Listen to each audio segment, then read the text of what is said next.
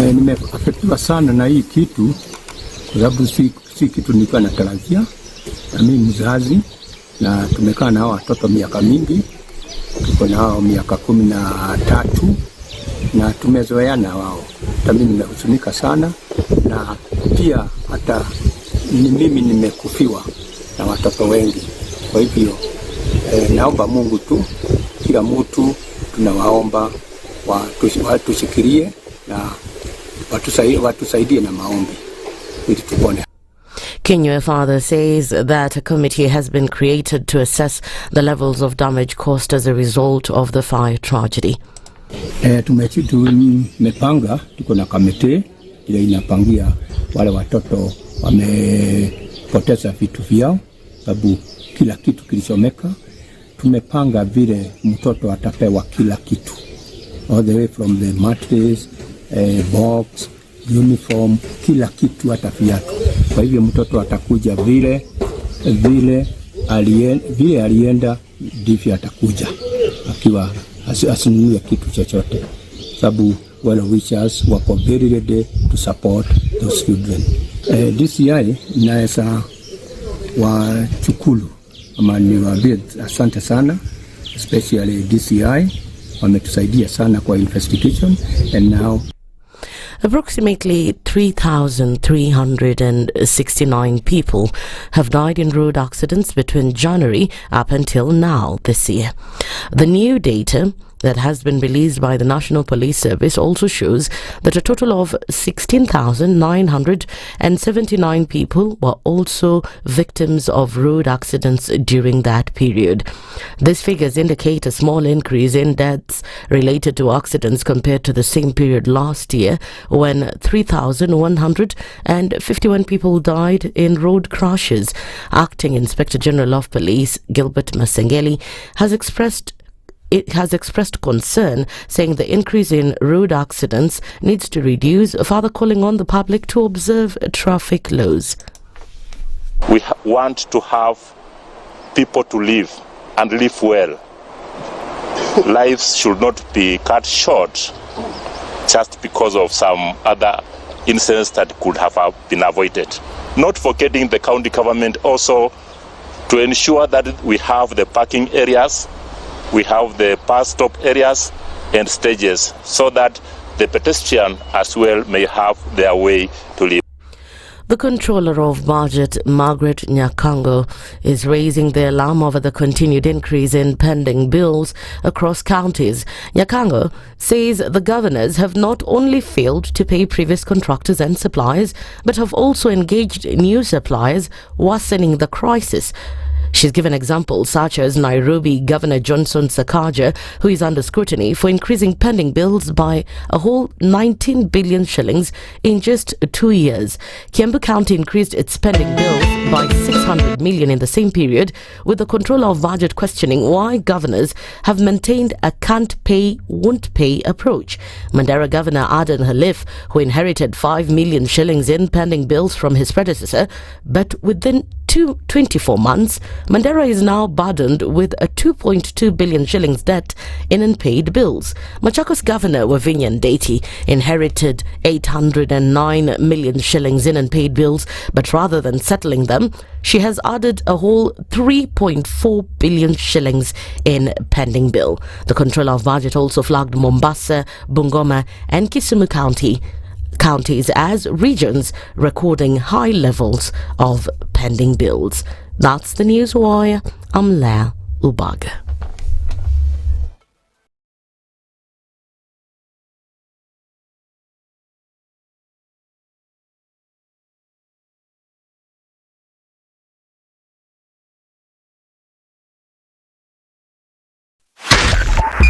.5 SpiceFM, Kisumu. The following takes place from 6 a.m. to 10 a.m. every weekday on SpiceFM. Revenge is for children. It's for kids. When you grow up, you realize the best revenge you can take on somebody is to ignore them. Now, I'm just new in politics. It is not everybody's cup of tea. That's why some people come in one term and that's it for them. Political parties in this country do not have ideologies, whether luring or otherwise. And that is the effect of corruption. Any time an offense occurs anywhere in the country, it is the job of the Inspector General to look into it. Whether it's corruption, whether it's murder, whether it's petty, that is his job. If we have chosen to be a corrupt nation, then we produce corrupt leaders. Everything then becomes chaotic that you cannot be able to change a nation. The Situation Room, Kenya's biggest conversation. When you're impeached, you're impeached. When you're sentenced, you're sentenced. Madam Chief Justice. Until the sentence is set aside. Ukibeba vitu kwa roho utakufa. If you carry things in your heart, you will die. The reason for which you went to school and then gathered experience, that reason must be paid for. Oh, right. Oh, okay.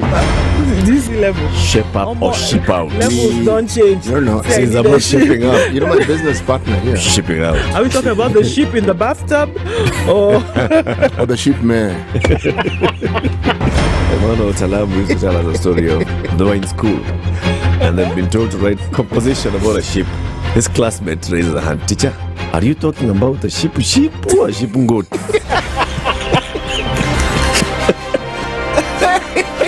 The Situation Room, Kenya's biggest conversation. Waliletea fujo Moi mpaka wakapata cooperation. Wakakuja wakasumbua Kibaki mpaka wakachukua nusu mkate. Wamekuja wakazungusha Uhuru hapo mpaka wakaenda na handshake, program yetu ikapotea, BBI ikaendelea, tukazama, tukaingia kwa madeni. Sasa mimi nimewaambia, hii serikali hii, mimi nawaambia hii serikali ni ya mahasla. Hakuna nusu mkate, hakuna handshake, hakuna hiyo borojo. Jana nimeona wale wazee tulishinda. Ati hiyo mzee akisema ati he'll not be coerced or intimidated to joining our government. Wewe mzee sikia. We have no business within our government. Hatuna haja na hatugojei wewe. We are not looking for you and we have no time. Stop saying that people can force you to come to this government.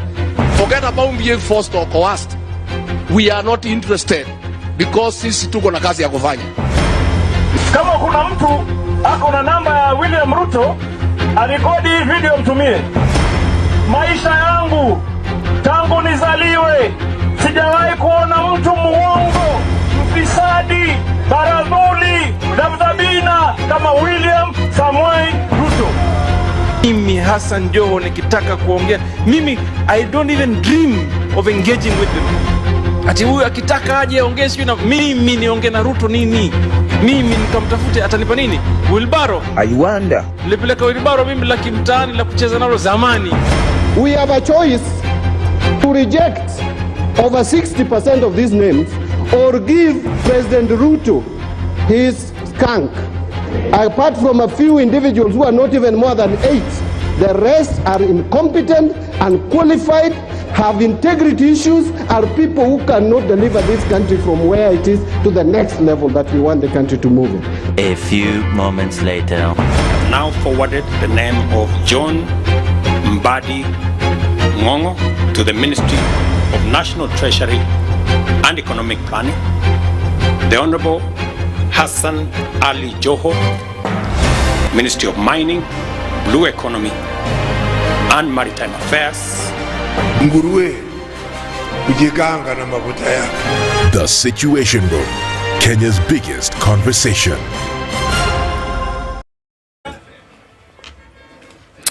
Good morning, it's Wednesday. What's happening where you are this morning? Traffic is not starting to do things just yet, but we'll likely see that build up as we get through the day. A little bit of traffic that's starting on the Thika Superhighway. We're expected to see this build up right around Survey. But as you come into the city from Outer Ring, that looks okay, at least from here. All right, so we're going to take a look and see how it opens up as we get into the morning. Keep your wits about and talk to us on SpiceFM, KE on X, hashtag The Situation Room.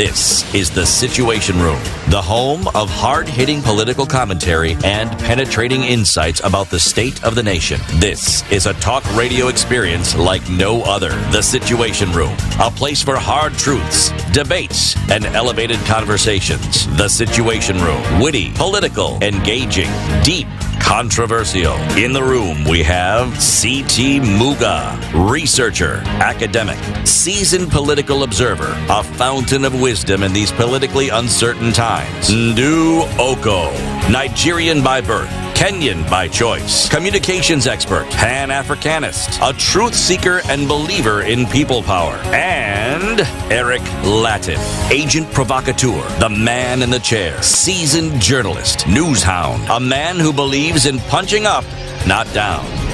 This is The Situation Room, the only way to start your day.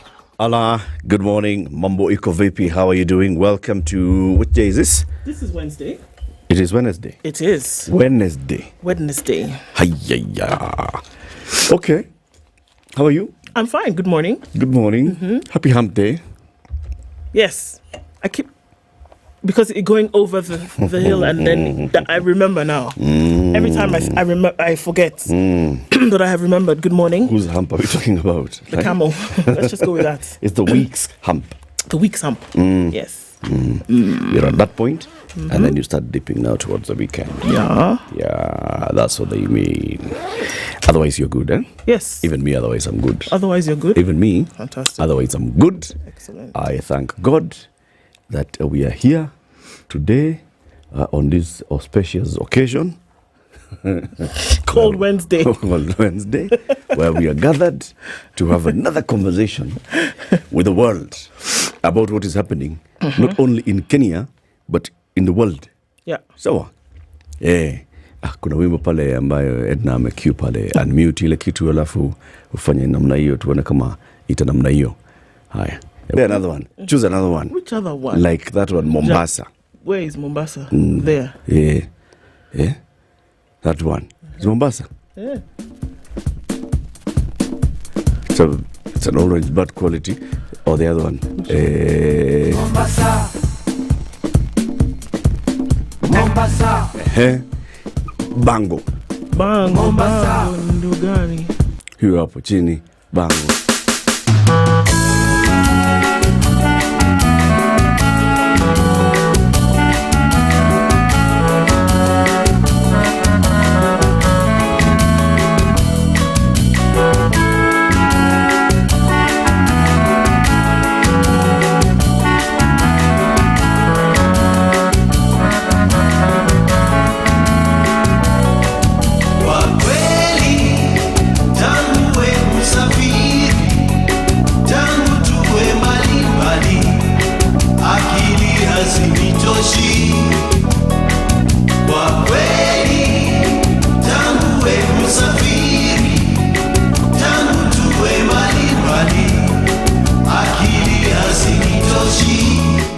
That one wazee wakumbuke. Gani hiyo sasa? Hiyo hapo juu yake hiyo, unaona? Nyimbo. You pointed at me when I played the Rebecca song. I know. Sorry. Nilikuwa 18. Nilitumia huo wimbo kumkatia mke wangu. Alafu kaingia box. So akasema mpaka nimeambiwa wimbo wa Rebecca. Bas. Nimeingia box. Bas. Them Mushrooms. Why are we playing the mushroom songs this morning? Jambo Bwana, hit composer Ted Kalanda Harrison dies at 72. They were brothers, they were members of the same family, and the Kalandas, very, very good, led by Ted Kalanda Harrison as well. Of course, 72 years old, he's died. Very, very, very, very sad, but they did a lot. So the Mushrooms were known sana, for very many things. Very many things. Ednah just come and go. Lydiah kwa wapi acheza na camera when Ednah has just walked to the studio. Surely. People have been begging to see Ednah. She came and went like a spirit ghost and just left like that. Lydiah. Ametuangusha bwana. Ametuangusha, si ndio? Today we were supposed to sing for someone. It's my mom's birthday today. The woman in all her glory. My mommy, it's her birthday. Yeah. We'll now start.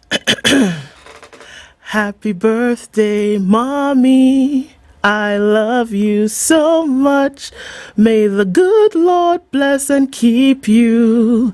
Happy birthday, mommy. Oh, happy birthday, Mrs. Okoh. Very, very, very, very, very good. How old is she turning? 74. Oh, nice. Imagine. Oh, nice. The blessings of many years and many more and good health to come. Amen. Oh, beautiful. Beautiful. Now we can say good morning to everybody. We've had our own moment.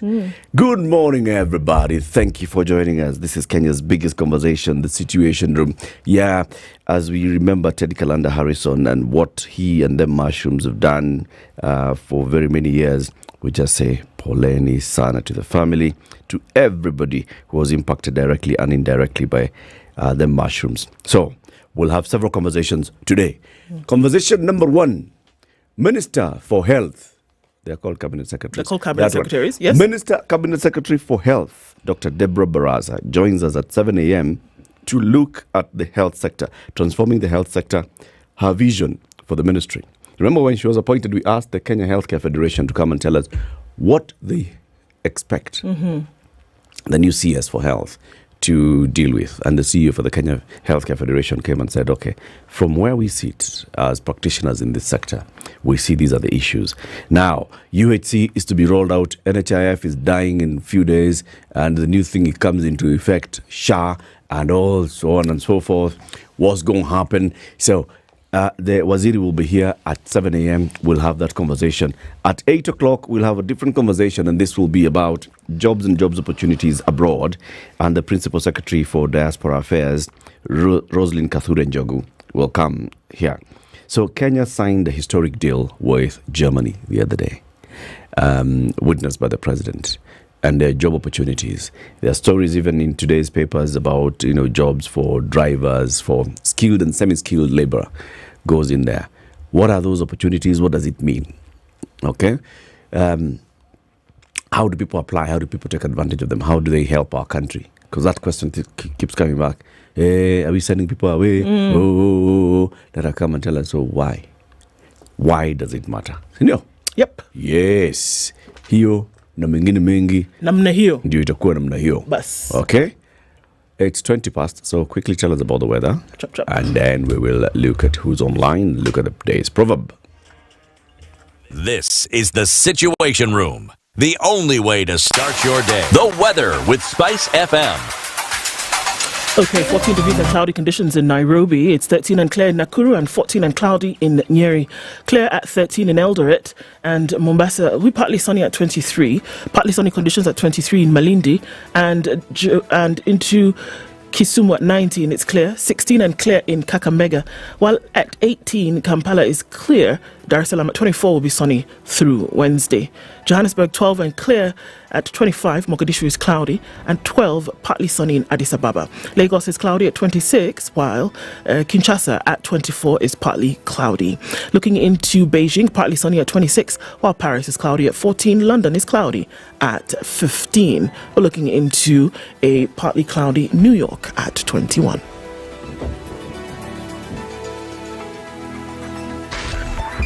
.5 Spice FM, Kisumu. Mature, intelligent talk every morning. Spice up yourself.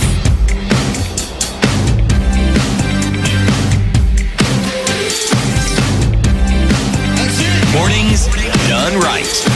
94.4 Spice FM, Nairobi. 22 after 6. Who's online? Everybody is online this morning. Good morning, Spicy Peeps tuned in from the official Blind HQ KSB. Huh? Not quite sure what that is. Ivan Omondi, good morning to you. A few minutes later, Maina is here. Agola says she loves it. Good morning to you.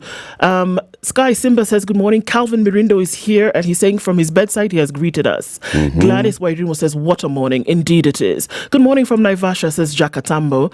And it seems gloves are off based on the introduction. Well, we shall see what today will bring. Owen Weshon says Bokire Spice, it's a lovely Wednesday morning. It is. Good morning, Team Spice. Ndu Eric tuned in from Portland, Oregon. Hilary Mosota says good morning from Australia. Zachary Odio is here. C. King is also tuned in. Irene Wairimu says it's Wednesday. Yes, it is. Eric Awar is also here. Abdullahi Ogello is tuned in. Samson Mwangi says today's proverb, Nyanyi haoni kundule. What is that? Okay, let's just leave it there. Najma Chaudhry says... doesn't see its own backside. Okay. Yes. Najma Chaudhry says she loves the show. Thank you so much for being here. Eric, so we see you all. Irene Wairimu, Abdullah is here. Rose Grace is also tuned in. Lamek Otenyo is here. Nina Teresa Oyero says thank you for the Situation Room. For the whole team, keep you blessed. Asante Sana. Kennedy Ionia is also tuned in. Agola says it's definitely a nice way to start the morning. Leon Mukui says good morning. I know. Fantastic. Winfred Jerry is also here this morning. George Otieno is tuned in. Amelia Amondi is also here. Everybody, of course, rest in peace to Ted. This is true. Edmond Kipkemoy says he wants your sweater, so you might want to think about it. Ongea na mimi, my friend. Ongea vizuri? Yes. Yeah. Irene says, happy birthday to my mommy. Yes. Happy birthday to mom. Very good to have all your wishes. I will send them all to her. Yes. May she have a wonderful year indeed. Rutherford said, what's up? Well, everything. We see you all this morning. Agri, Moses, Herman, Bwangi, Sam, Abdi, Karumbi, Malik, everybody, Karibuni, Sana. Good morning. Very, very good. Now, listen to today's proverb. The proverbs for this week are from where? Libya. Okay. He howled before going mad. He howled before going mad. There were signs of something going. There were signs of something going. It was clear. It was clear that something was going to happen. Yeah. There will always be a sign. I think in the modern day we use as a red flag. Yes. There will always be something. Yes. If you choose to adhere or you choose to ignore, it's totally up. If you observe keenly, to you, you will notice that there's something amiss here. Yeah. He howled before going mad. Sawa. The headlines. On the front page of the Standard this morning, damned lot. Okay. I know. As the acting IG of police Gilbert Masengeli engages in a back and forth with the courts, this time threatening judges with withdrawal of their security, 3 men are nowhere to be found weeks after it was claimed that they were abducted by police officers. What happened to them, and why is the police service mandated under the Constitution to protect limb and property, turning a deaf ear to efforts to find them? That's the big question. Ruto borrows Uhuru script to tame Gachagua. Nyamira governor survives. There was a whole thing there, but he's all right. Police probe mystery death of an athlete in a hotel. What's going on? Has to be the question asked. Untouchable jobs agency boss to face the law. Remember that story about how, there was something amiss and people who were supposed to be getting jobs did not get them, and how come this lady cannot be brought? Well, looks like the law and her will be face to face. She is untouchable. Now, yeah. If you run an unregistered church, you will face a 5 million shilling fine. Okay, so don't do that. Sawa. On the front page of The Nation, what do they know about Adani deals? There are 3 gentlemen there. There is the president, William Ruto, and he has said he would be a madman to sell JKIA. So if you see JKI being sold, it's not Ruto. It's not Ruto. Yeah. Or if you see it being sold, he's a madman. So, Sports CS Kipchumba Murkomen, he was in the transport docket when the Adani JKI deal was brokered, and Transport CS Davis Chirchir, he was in the energy sector when Adani power deals were entered into. So the question is, multi-billion shilling secretive single-source tenders to controversial Indian conglomerate Adani Group have shone the spotlight on some top government officials amid public outcry over the rush to seal the transactions and mounting fears of huge losses to Kenyan taxpayers. You must ask. Lecturers strike on as talks fail to unlock stalemate. Them they're saying, this train and us, no. Jambo Bwana hit composer Ted Kalanda Harrison dies at 72. Baptism of fire awaits Kanja if MPs approve his nomination as the police boss. And Kisumu Governor Anyang' Nyong'o is whipping ODM members to back the Ruto government.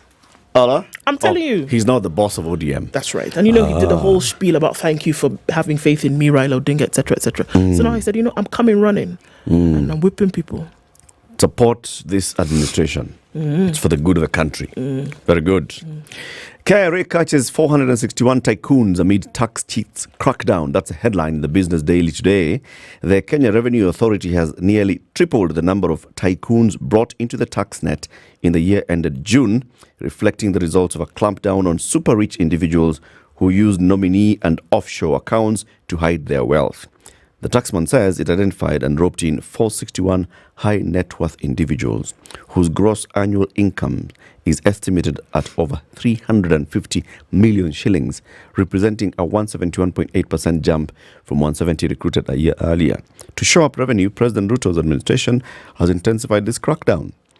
KRA deployed hundreds of investigators to conduct background checks. So now these high net worth individuals, now that they've been brought in, 461 people who are very, very rich, combined, they make about 350 million shillings a year.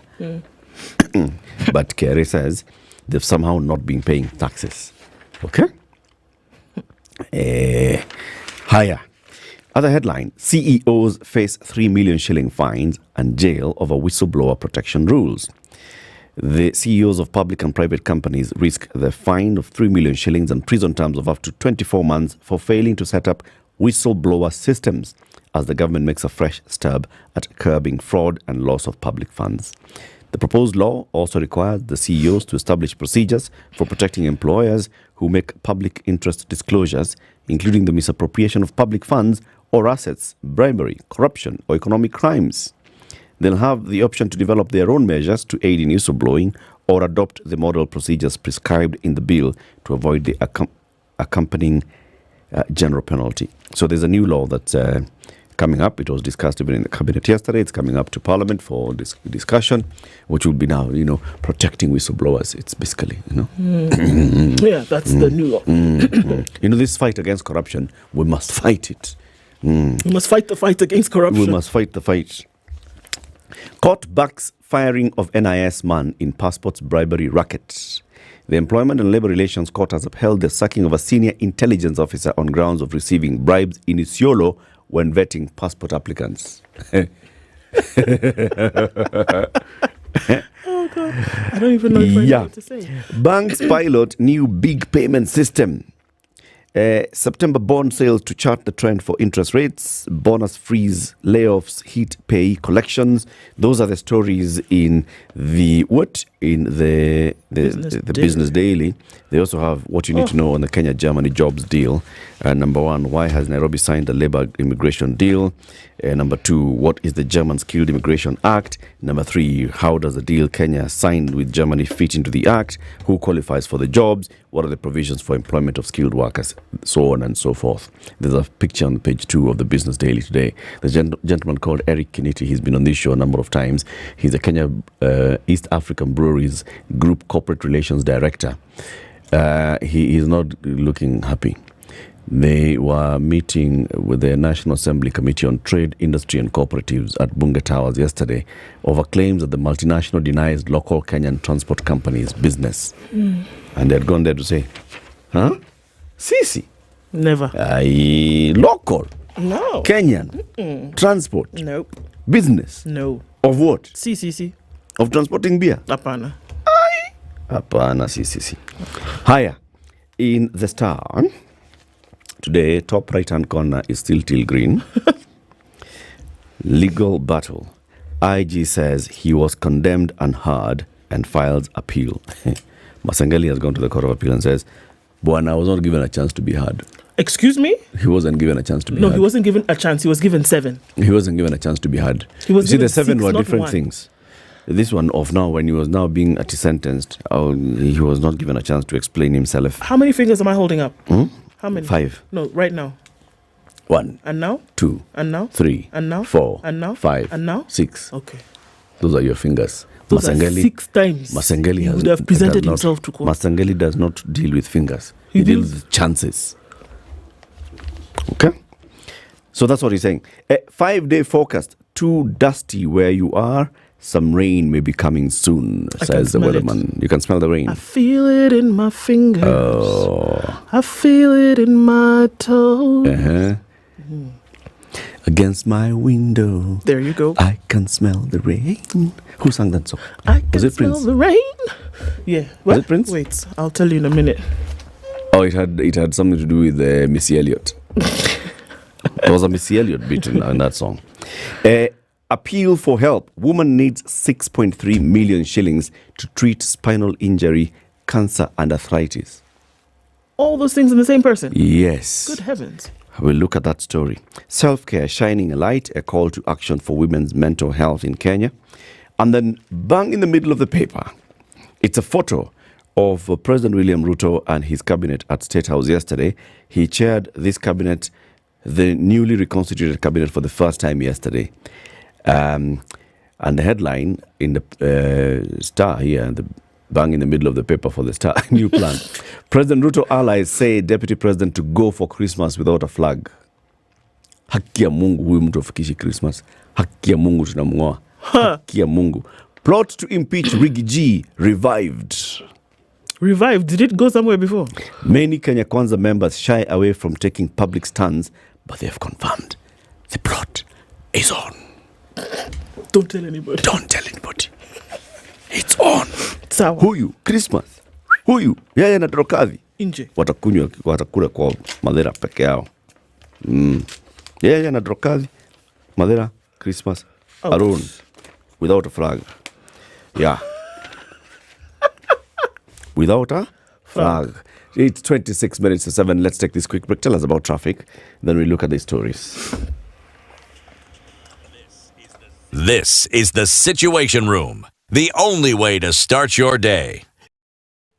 Okay, so let's take a look at what's happening around about 6:30. Has it changed much? We will see some movement as it's coming into the city, a little bit of it here and there on the Thika Superhighway, and it's going to come in heavy at some point, but not too crazy right about now. Okay, coming off of Jogo Road, a little bit of traffic as you get towards Landis, and then looking at Outer Ring as you then come in through the Embakasi Loop. We're going to have a little bit of traffic there. It looks okay on North Airport Road, at least for now. And also coming out of Westlands, just a little bit as you get towards the entry to the expressway. That's just most of that we're seeing right now. Let's see what happens as we open up into the morning. And we'll talk on SpiceFM KE on X, hashtag The Situation Room. Mature, intelligent talk every morning. Spice up yourself.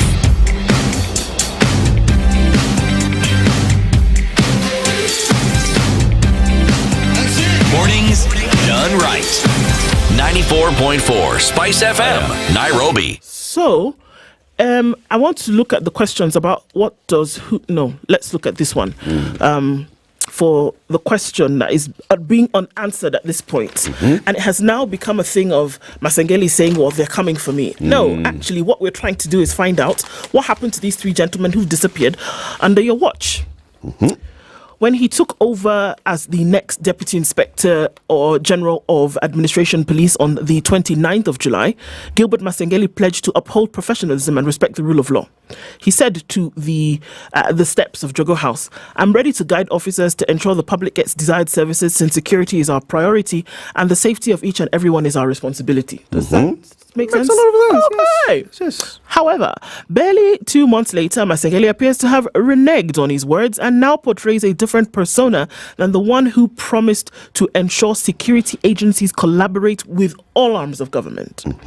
He seems to be weighed down by heavy responsibilities of managing the National Police Service after being appointed Acting Inspector General of Police in the absence of a substantive holder of the hot seat that has 6 bosses, namely David Kimayo, that has had 6 bosses, namely David Kimayo, Joseph Boynet, Hilary Mutyambai, Japheth Kome, all in 10 years. Imagine. The certified fraud examiner, I think it's interesting, is currently embroiled in a spat with the judiciary, which has condemned him to a 6-month jail term after failing to appear in court 7 times. How many times? 7. The police boss was to appear in court to shed light on whereabouts of 3 people who went missing in Kitengela on the 19th of August. So the first time they said, come, tell us, where are they?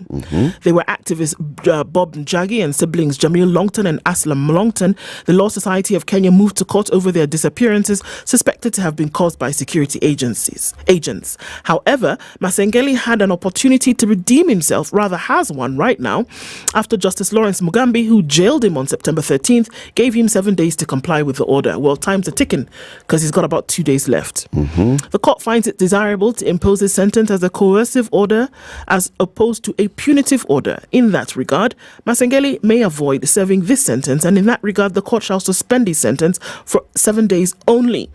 The acting police IG may redeem himself and comply by availing himself before this court in person to answer to issues that he's been avoiding. In default, the sentence shall automatically become effective. This is the thing, that opportunities have been given even after sentencing. Even after sentencing, you have a chance to come in and say, if you just come today, you won't go to jail. And we've given you 7 working days. We're not even going to count the weekend. So what he has done now, he's going to appeal. He's going to appeal what? He doesn't want to go to jail. But you see what the bigger thing is here? The overarching message in all of this is that I'm not going to come and answer the original question. Yeah. That is not of importance. I'll engage with all these other matters. All these other matters about my sentencing and where I didn't show up and etc. etc. I'll talk to you about that. But the very thing that brought us here in the first place, I'm not even going to address it. You figure it out. 3 gentlemen missing by security agents, as serious as that may be, whether or not I swore an oath, whether or not I stood on the steps of Jogo House and told you that I was going to protect everything concerning security, that doesn't matter. I am now appealing how I will not go to jail. You know, and that's in the end, the substantive matter is not being addressed.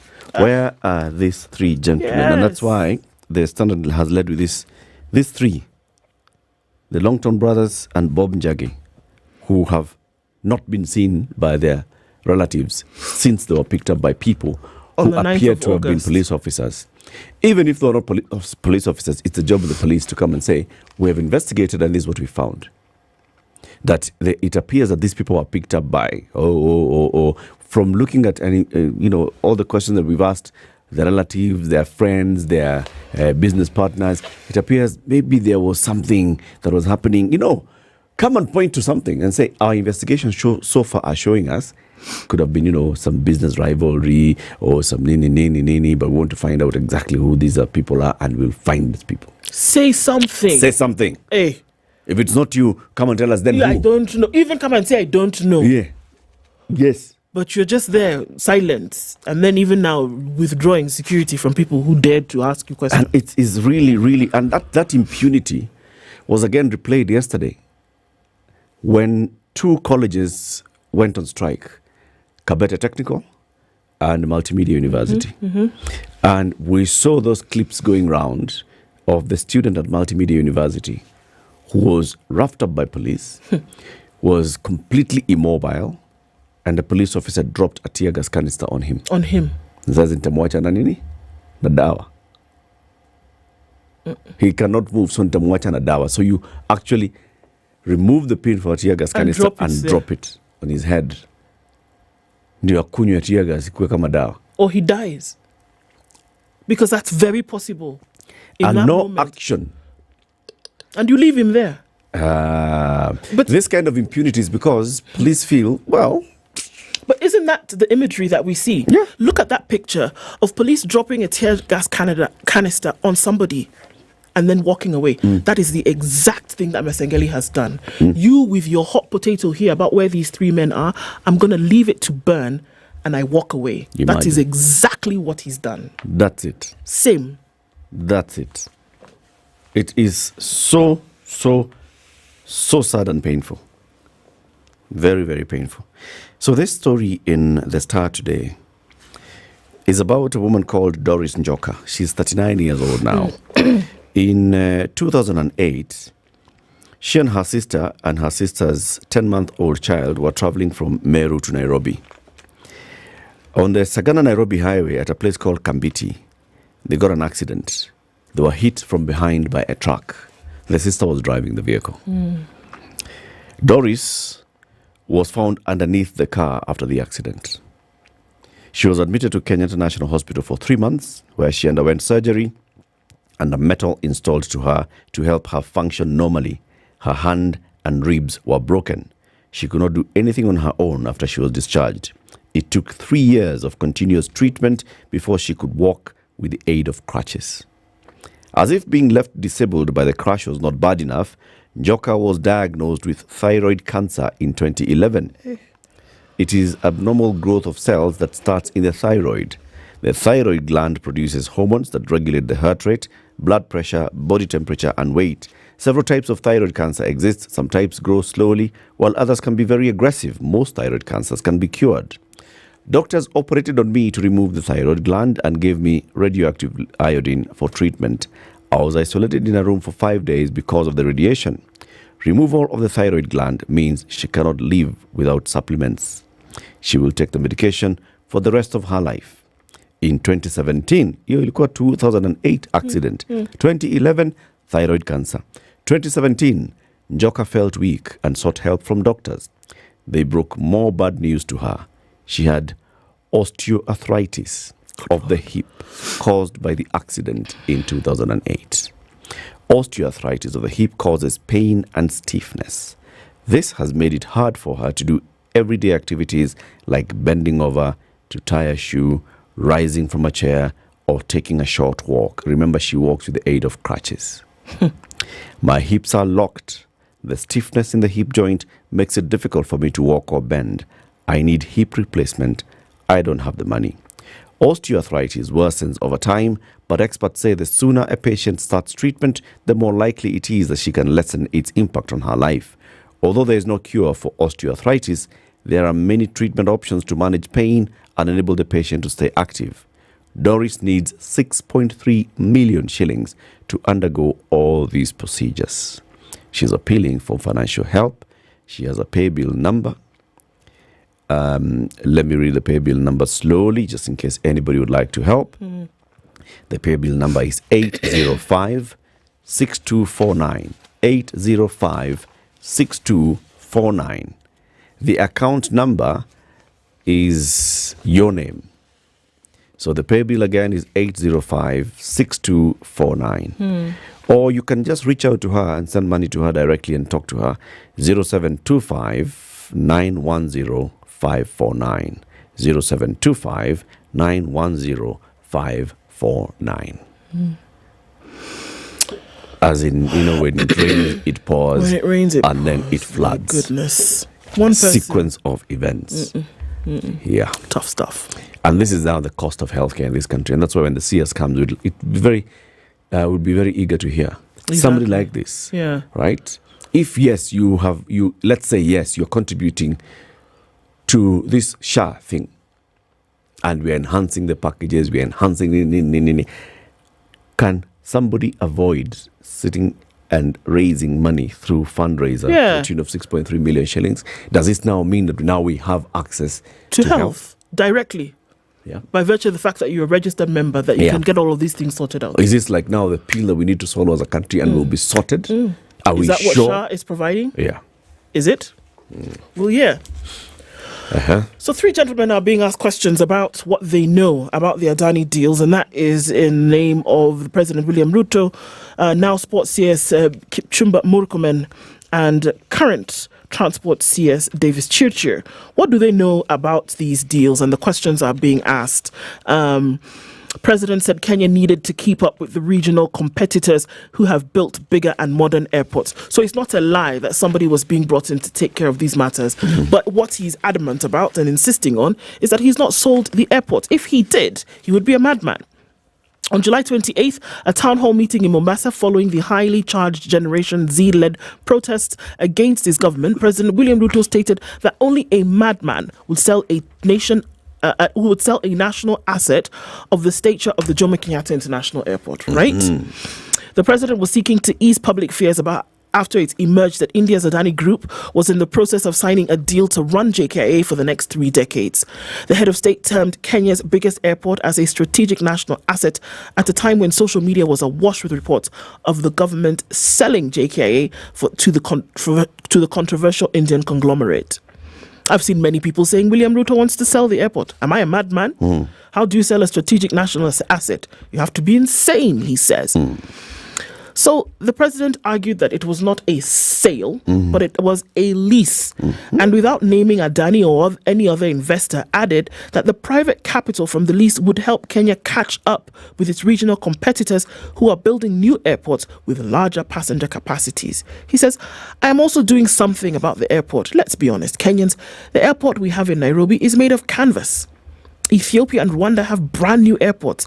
This is the reason why we need to work with investors to give us a new airport in Nairobi. Do you understand? Yep. We need to catch up with the times. And through a private investor, this is how it was going to happen. We're not selling it.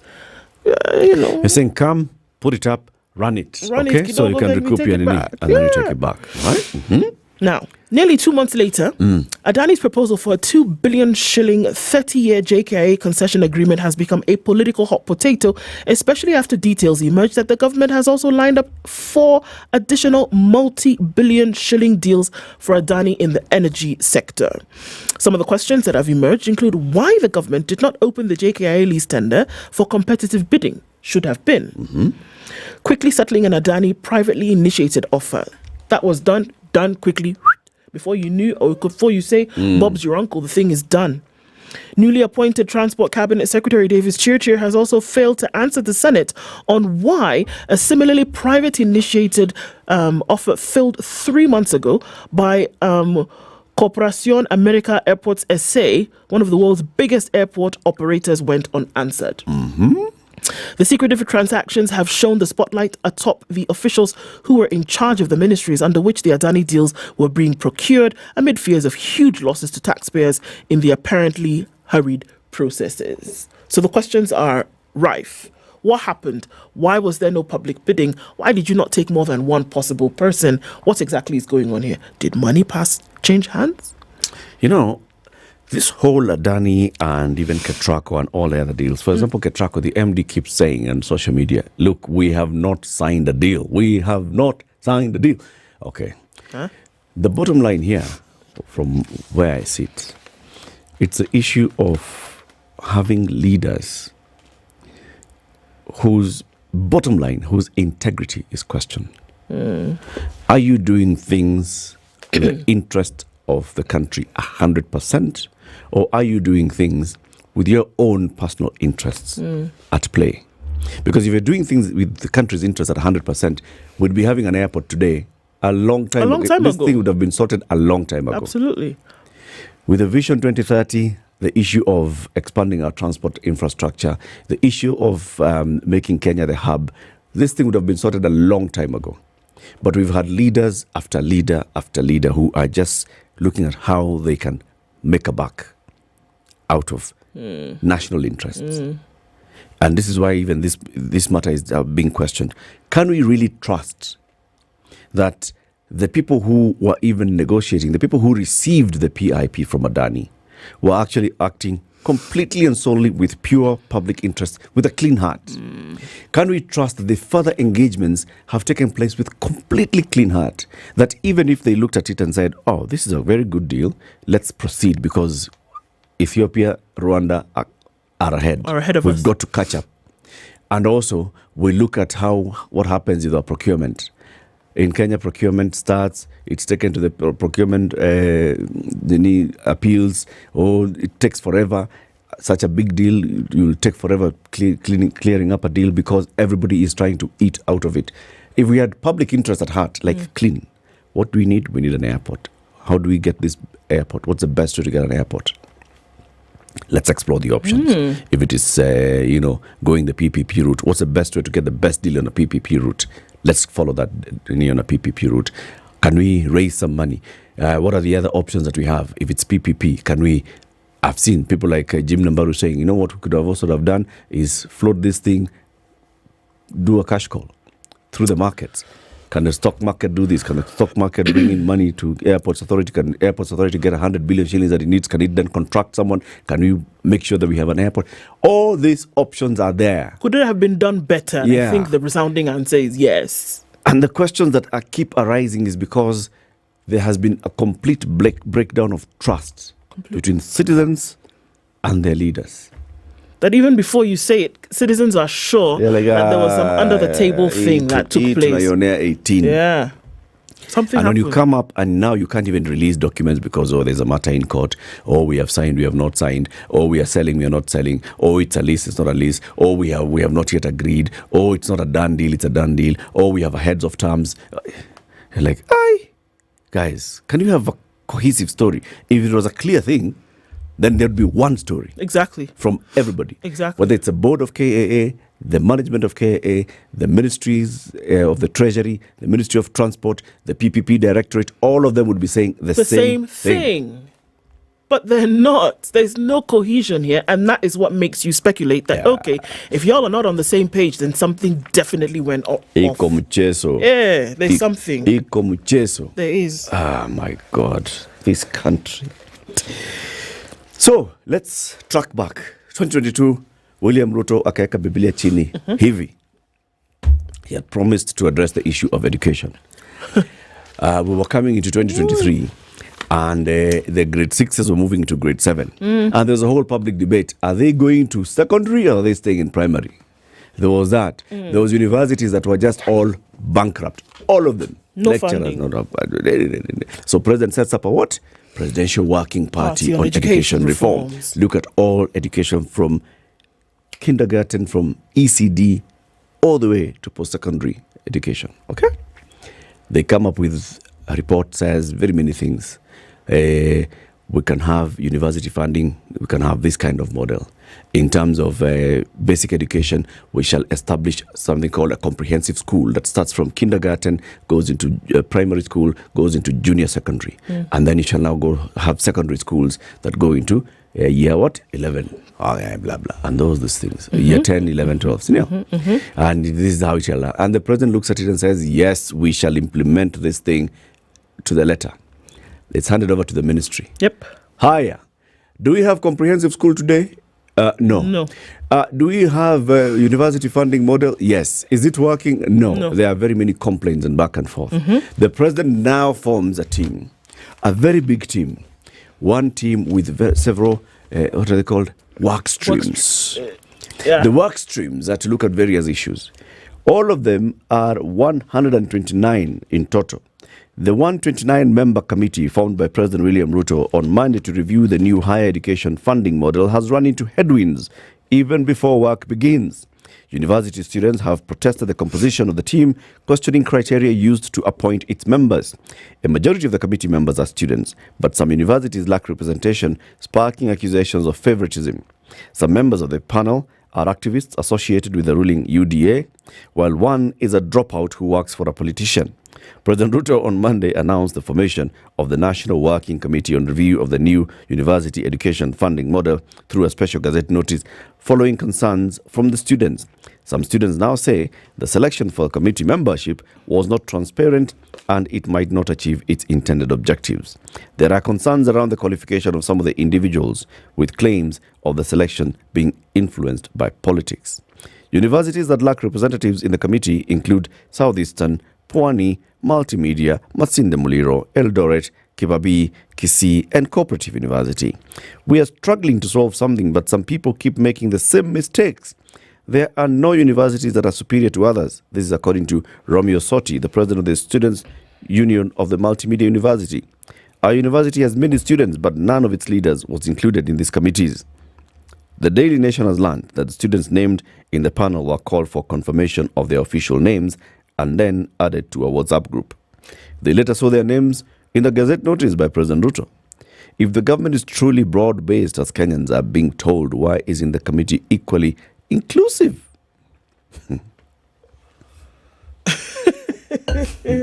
God in heaven. Why is it so evident that it seems close to impossible to sort out things that should actually be quite easy to sort out? Why? Nobody is in government interested to do government work. Okay, let me not say nobody. Many people in government are not there to do government work.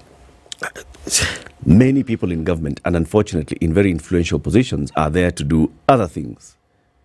Because, apart for from example, what they're supposed to be doing. That Presidential Working Party report that had things and they were agreed that let's implement. One of the things about implementation was this funding model. Has there been a team constituted at the Ministry of Education in the State Department for Higher Education to work on the new university funding model and look at the best thing to do? Because then the president would have just called that same team and told them, you, team, review this thing. Now that we have to form this broad-based 129-member team and work stream with so many people, so many heads. Do you see that this thing is going to be sorted out? 130 people. 130 are the ones who are going to now sort out this problem. No. 130. Actually, you know what you need? You need 3 people. 130. That's the. And you need 3. Yes. You actually need 3 to figure it out. We're going to continue having situations like this. It's Kabete and Multimedia today. Tomorrow it's Chiromo and Pwani. It's across board. Aye. What is it? Aye. That's it. They're not interested in doing the job. Do better. That's why you find ourselves every time we're just trying to fill gaps. Oh my God. Oh, so we didn't implement that thing the way we should have done it. Okay, now can we form another? So there was a working party, so the working party can come up with ideas. Working party comes up with ideas. Now there's a working party, so that the working party can look at how to review those ideas and how the best. A year later.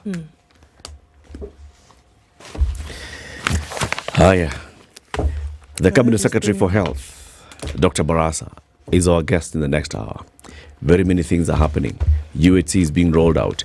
Mpox in the country. What's the surveillance looking like? Health workers. Interns. What is it looking like? Interns. How is it looking like? And many, many other things. This is the conversation that we'll be having with her. Keep it here. Of course, as the conversation is continuing, post your questions on our social media platforms where we are live streaming on YouTube and Facebook and X. It's now 7 a.m. Good morning.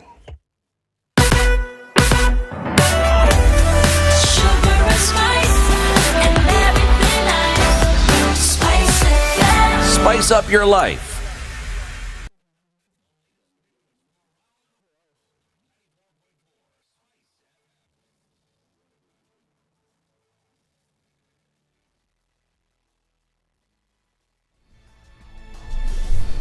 Good morning, this is the News Wire. I'm Leah.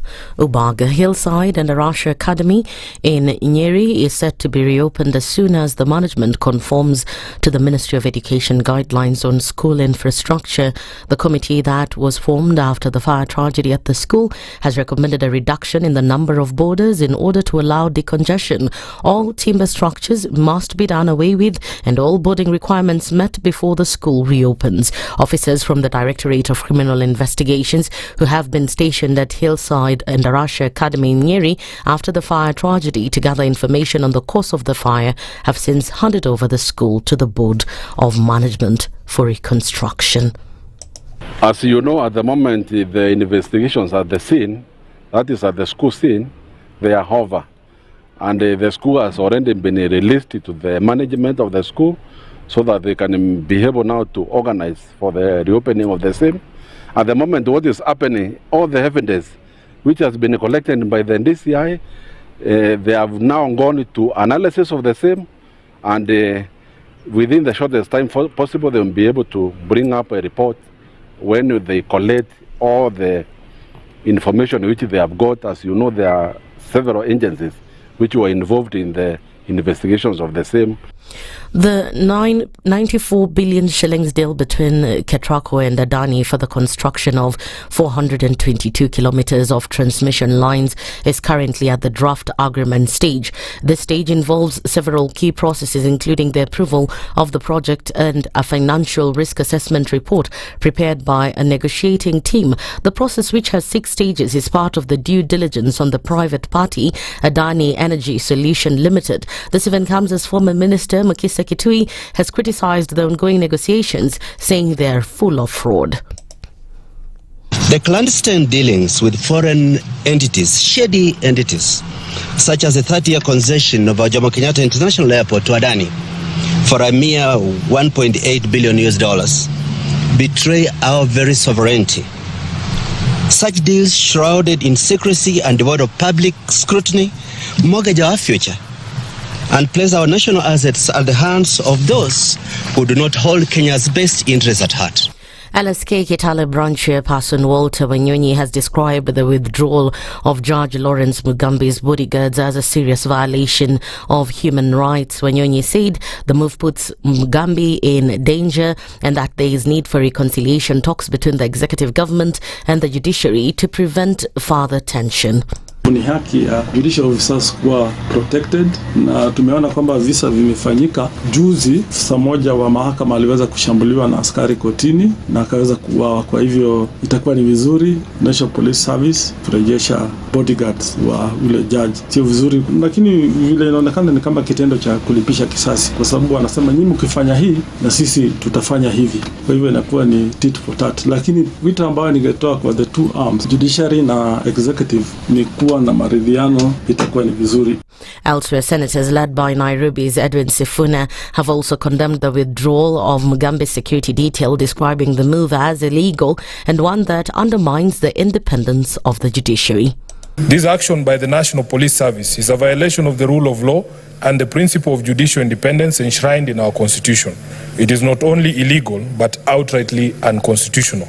Mr. Speaker, sir, Article 160 of the Constitution provides for the independence of the judiciary and says that the judiciary shall be subject only to the Constitution and the law and not to be controlled or directed by any person or authority. The withdrawal of security for a sitting judge in response to his discharge of judicial duty is a direct contravention of this constitutional provision and must be condemned. This event comes as acting IG Gilbert Masengeli yesterday said that his Mugambe security detail had not been withdrawn but had instead been taken for training of VIP courses. And finally, police are pursuing 2 robbery suspects who are on the run after stealing several electronic items in Cabranet Town, Baringo County. The 2 fled after one of the victims raised an alarm. The abandoned getaway car was intercepted at Munyek Center. 3 different number plates were recovered from the probox by police officers. That's the news wire. I'm Leah Ubaga.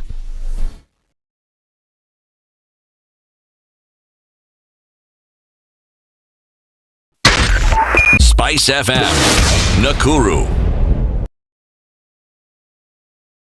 All right, it's coming into traffic hours soon. Let's take a look at what's happening on the roads right about now. A little bit of traffic, then it's heading in from the Thika Superhighway past the Allsops Junction in through towards the Pangani Tunnel. There's a little bit of traffic also coming in on Limuru Road, and we're looking at a bumper-to-bumper situation as you get into the city. Coming out of Westlands, that usual issue that we see right around getting towards the junction at Museums and Chiromo, that's going to be a thing. We can already see that. Limuru Road starting to be busy already. As you're coming off of Kangunda Road, a little bit of that towards that Outer Ring Junction, and also crossing over Manyanja Road towards Jogo Road is busy this morning. Let's keep an eye on things and let's know what's going on where you are. We want to keep things moving. We'll talk SpiceFM KE on X, hashtag The Situation Room.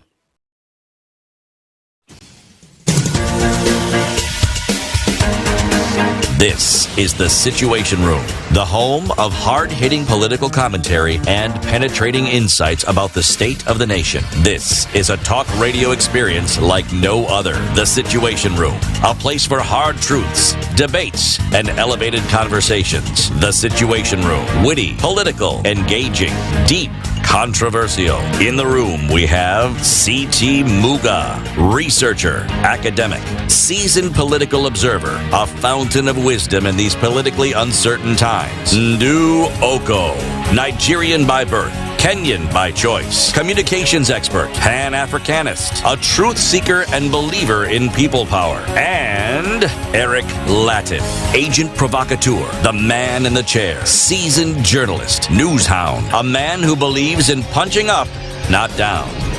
This is The Situation Room, the only way to start your day. At 7 minutes after 7, we are happy that you are tuned in to Kenya's biggest conversation, The Situation Room. Wherever you are across the globe, asante sana. We broadcast from the Standard Group Center on Mombasa Road in Nairobi.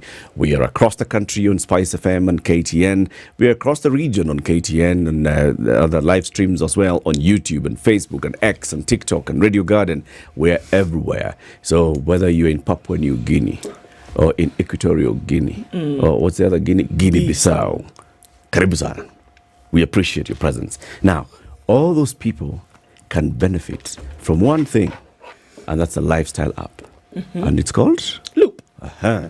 So you can imagine all the different things that you need to do, and you essentially are looping them. That's what we're looking at. It's circular. It's a loop circular, but don't worry. Just know that the ends meet.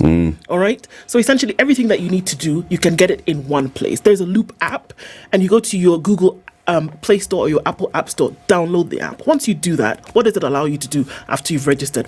All your payments, you pay your utility bills, you move money from your bank account to your mobile wallet, or even moving money from your mobile wallet back to your bank account.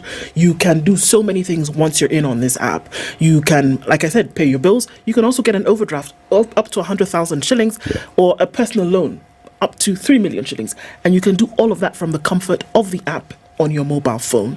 It really is changing the way in which you look at life, that you don't have to take a step to go anywhere, but you can do everything from one place.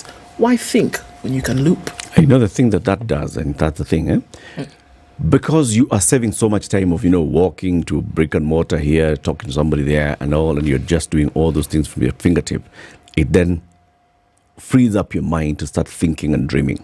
And you can turn those dreams into reality immediately. I'm thinking I'd like to do this and the other. And you can interact and engage on Loop. Imagine running a business and then you also have access to all those people who are on the Loop app, who are your potential customers, and you can interact with on the same app, and you're banking using the same app, and you're getting credit using the same app.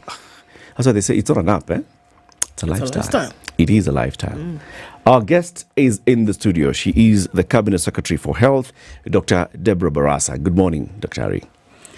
Good morning, Eric. Good morning, Du. Karibu sana. That's the hot seat of the Situation Room. It's good to have you here. Thank you. Thank you for having me.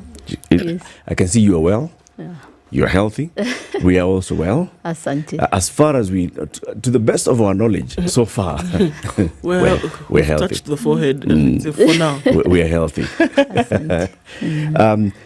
I want to give you two pieces of information. One will be a proverb, and the other one is, because I know you interact with very many people, even in your office and staff, and sometimes your staff would like to call out in the field and talk to people, or you want to communicate with one another. And there's one thing that usually happens. The moment when you are right in the middle of a very important call, credit naisha. Or you're at that moment when you are online and you are researching, you're consuming content, maybe you're playing back a video, data inaisha. And then now you have to go and look at how to top up. So you go to your M-Pesa, you find the credit balance in M-Pesa is low, so I have now to go to my Loop so that I can get from Loop to M-Pesa to buy. Safaricom has looked at that and seen there are very many people who are actually just buying credit regularly in a month.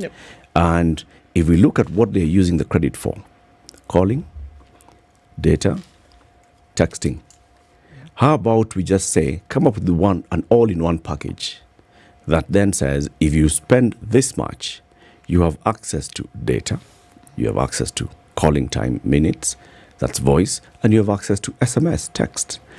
And we can also add something on top, free WhatsApp. Yes, there you go. So it's called the all-in-one. And with all-in-one, say for 2,000 shillings, you have 1,000 minutes of talk time. You have 2,000 SMSs. You have 17 GB of data. You have free WhatsApp.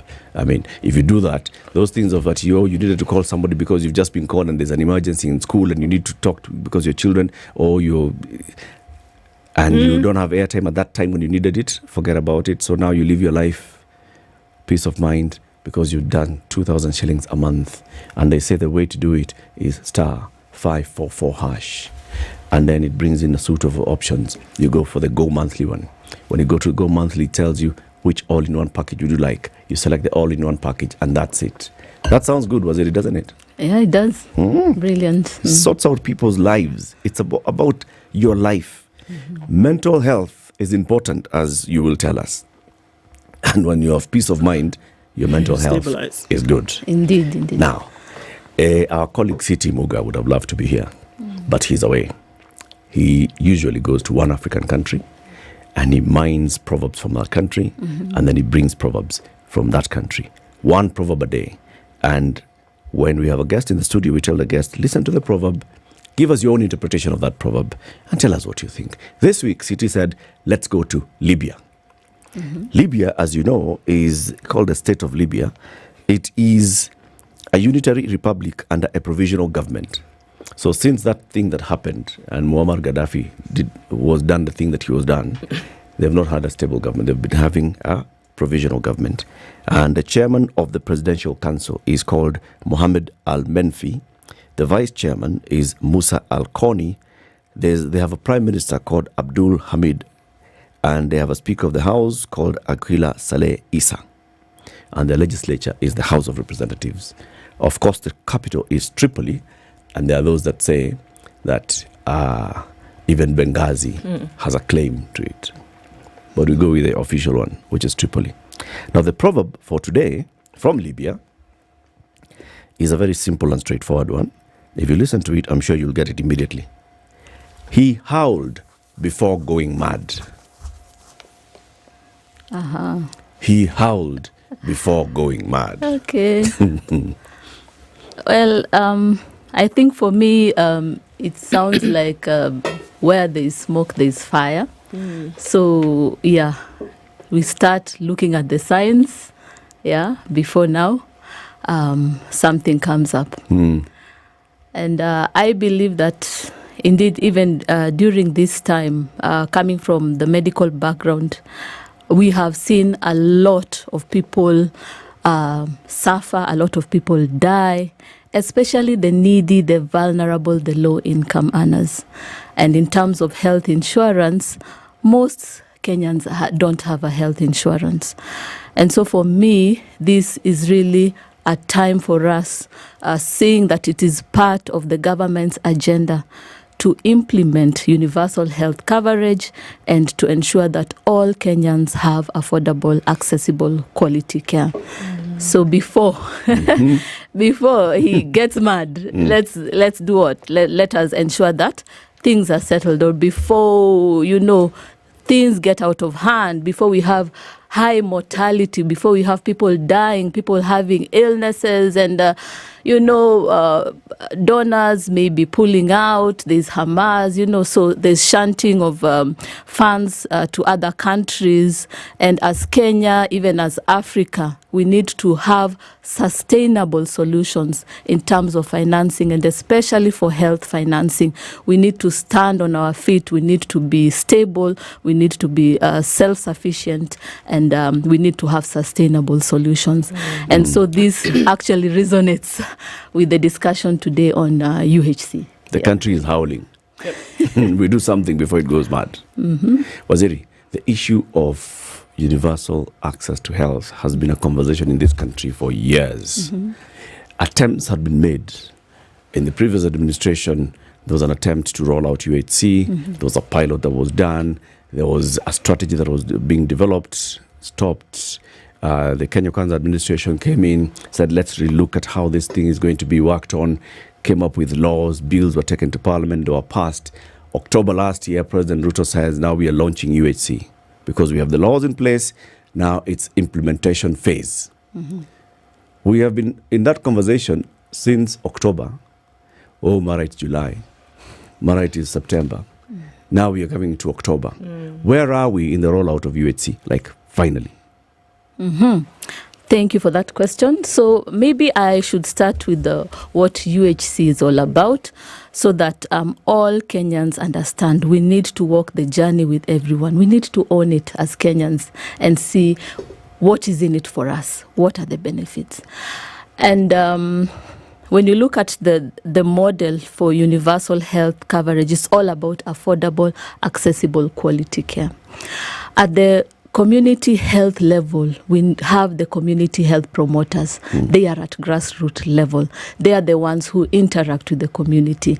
They are important in terms of prevention and promotion of health within the community. They are able to identify pregnant mothers so that they can start antenatal clinics and then ultimately prevent maternal death.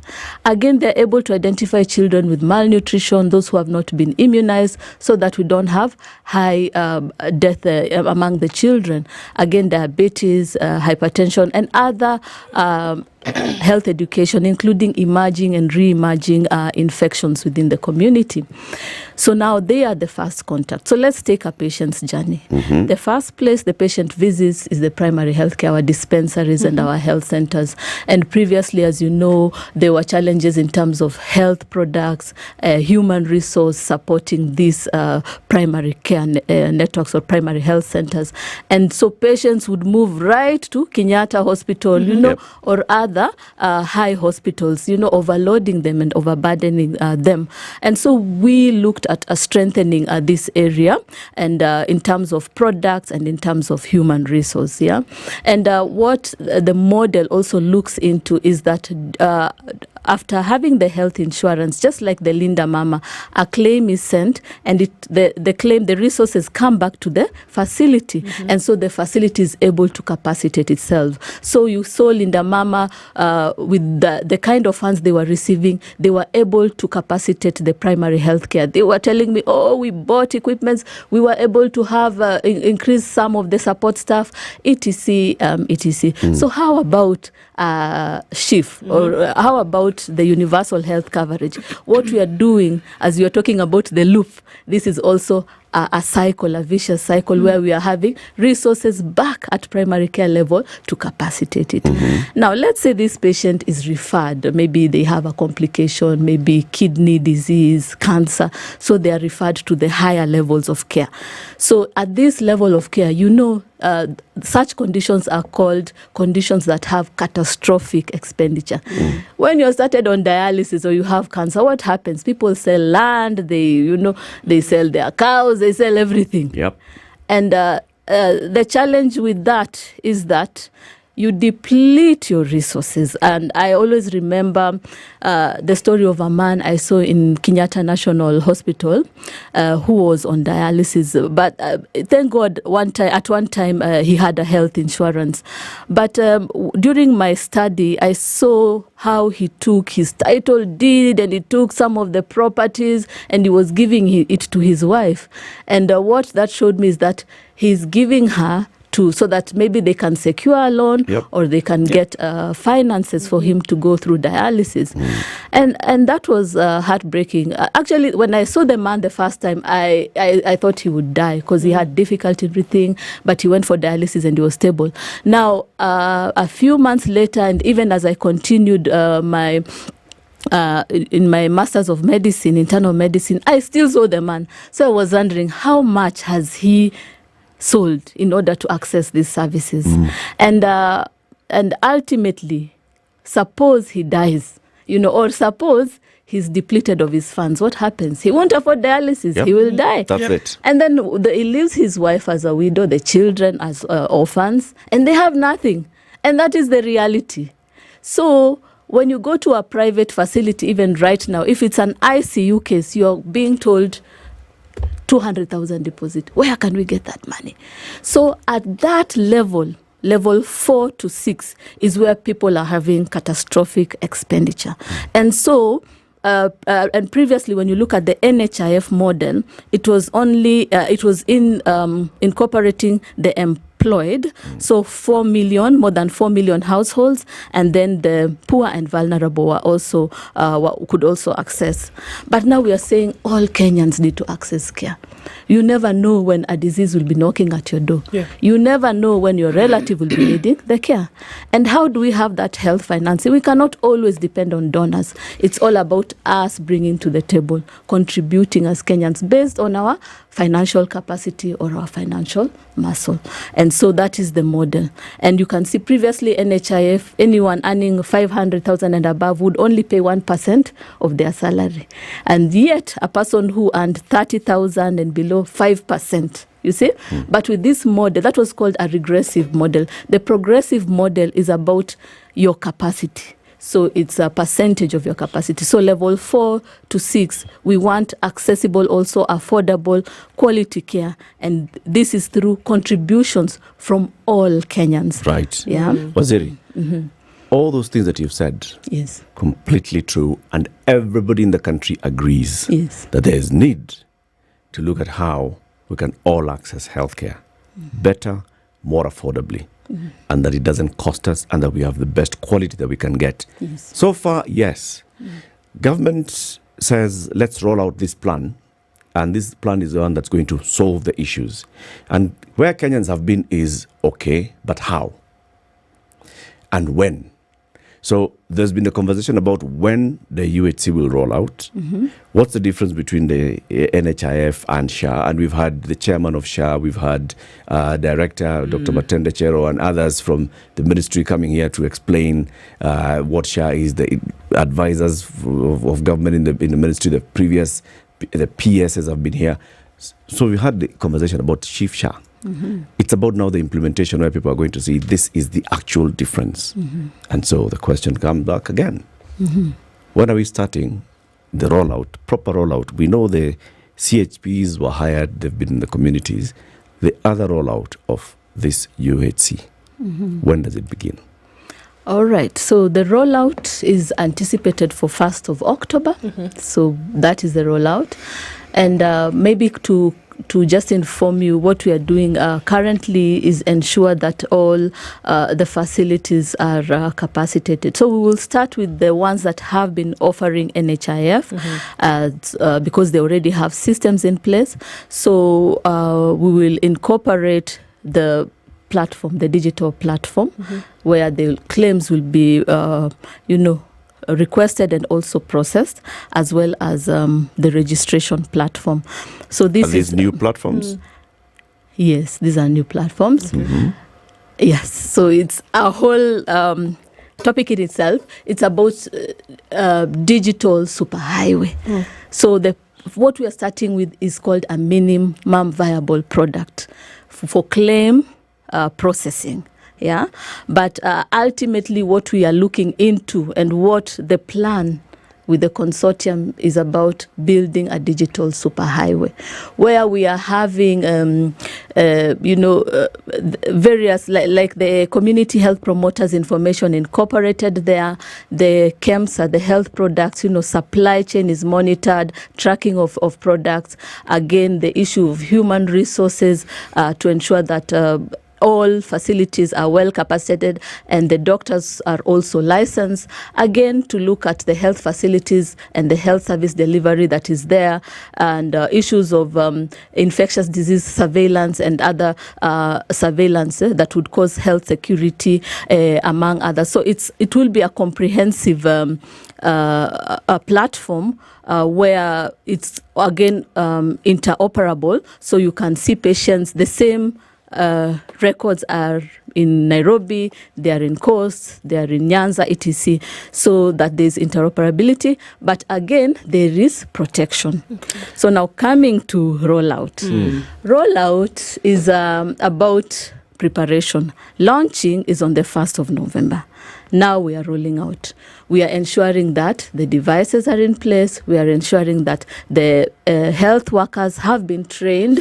We are ensuring that even the claims people, anyone who's going to be involved in matters of health is trained. and the devices are there. The systems have been incorporated in preparation. Again, the transitioning. We are transitioning the NHIF clients. So currently, we have more than 4 million households, and so we intend to transfer that. So that's around 10 million to 12 million. Again, we have the indigents or the poor and vulnerable, as identified by the Labour and Social Protection Ministry. Again, those will incorporate, and equally with the children. So through the education, and those ones, we can link up and see what family, because part of it is. You register as a parent, and then you will put your dependents thereafter. So again, we'll get a good number. So we believe that before the launching, this is the rollout where we are now taking the steps towards the launching. We believe that we'll have enough Kenyans enrolled or registered before now the actual launching. Okay, Dr. Baraza, so what happens for still seeking care? Because we understand that obviously there will be a migration, right, from one system into another. But what happens for folks who are seeking care in the interim? I really have to go present myself to hospital and be treated while this is being rolled out 1st October, 1st November. What happens? We also know that folks are currently registering and there's already hiccups here and there. What happens to ensure that there is no stoppage of provision of healthcare for folks who have previously been registered and paid up on NHIF? Wow, that's brilliant. And actually, that's where we are. We are at the transition. And you are very right. Even coming from the medical background, I'm always thinking that man going for dialysis, that woman who wants to deliver, who's almost delivering. We need to ensure that the transition, and that is the sensitive area that we are ensuring. And part of it, what we are doing is communication. We have materials on transition for NHIF clients.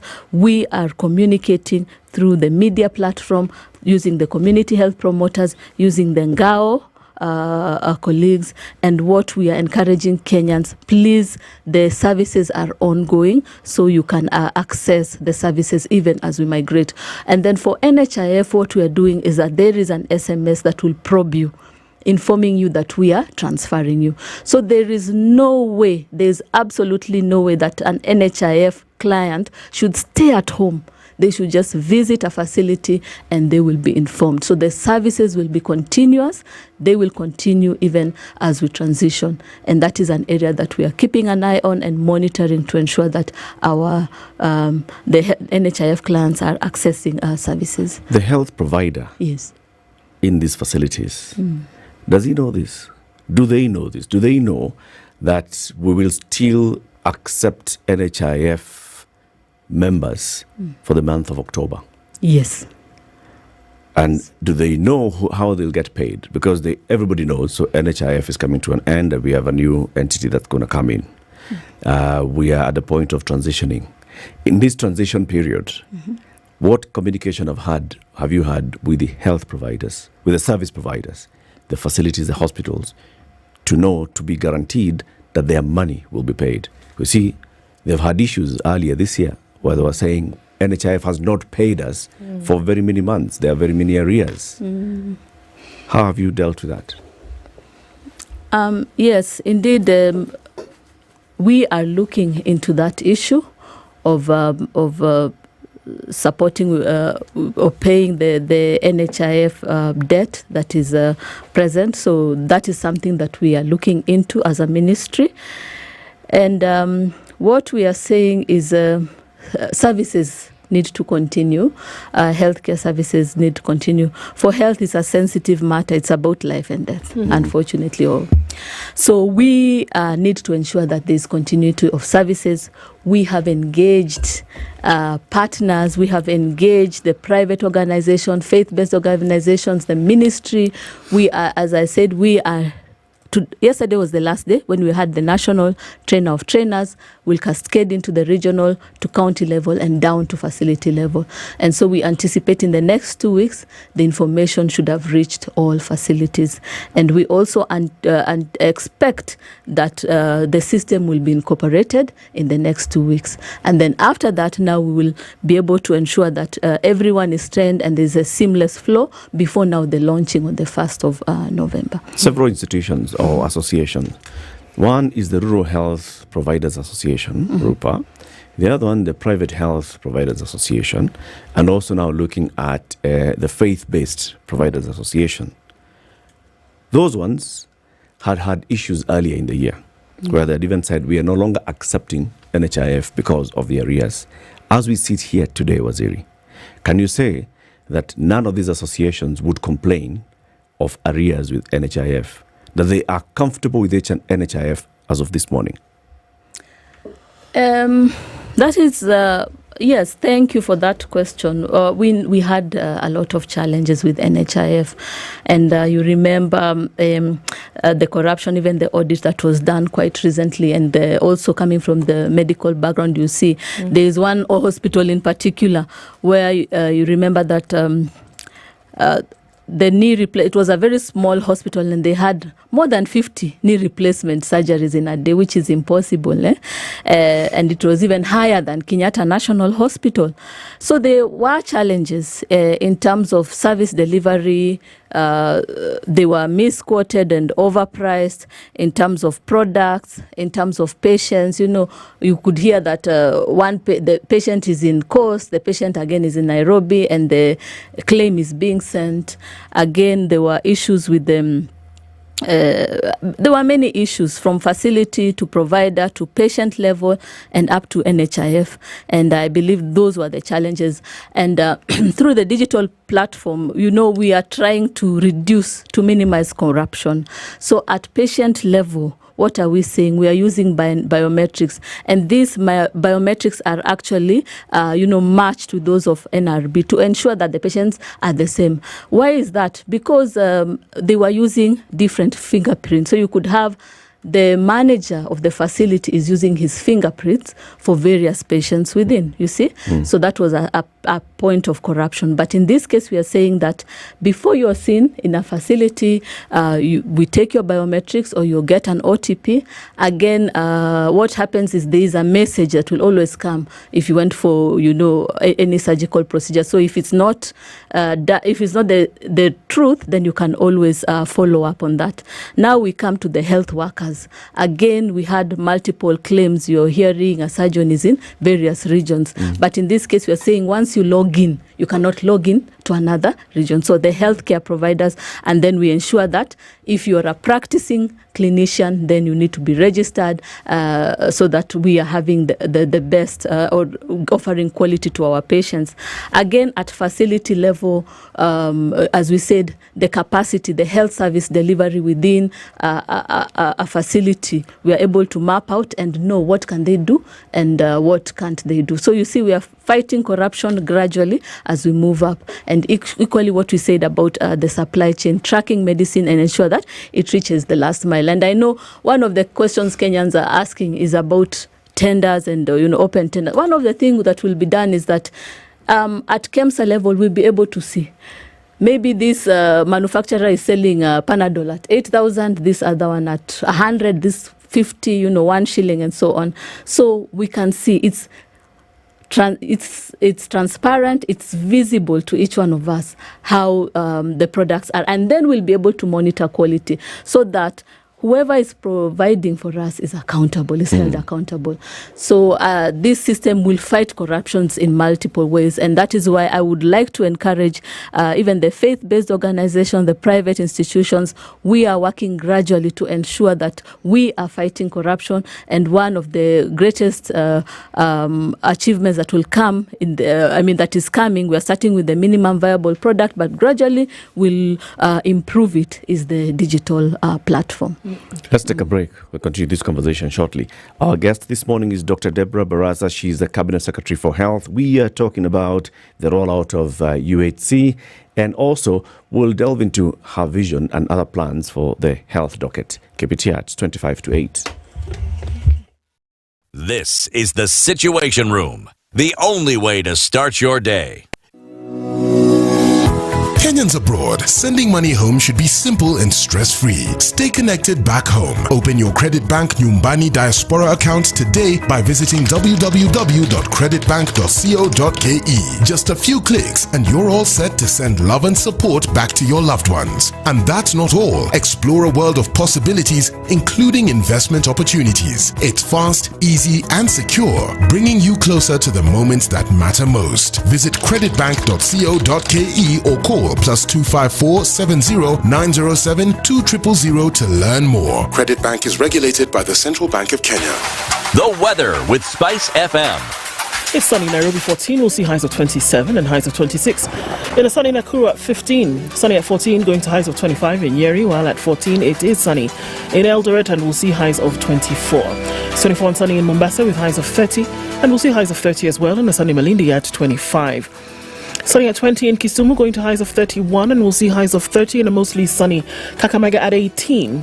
Kampala is sunny at 20, going to highs of 29 and 29 will be the high in a sunny Dar es Salaam at 22.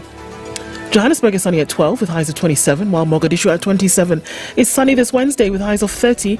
Addis Ababa at 14 is cloudy with highs of 20 and lows of 10, while Lagos is partly cloudy at 24. We'll see highs of 29 and it's partly cloudy at 24 in Kinshasa, going to highs of 32 and lows of 25. Chilled Spice.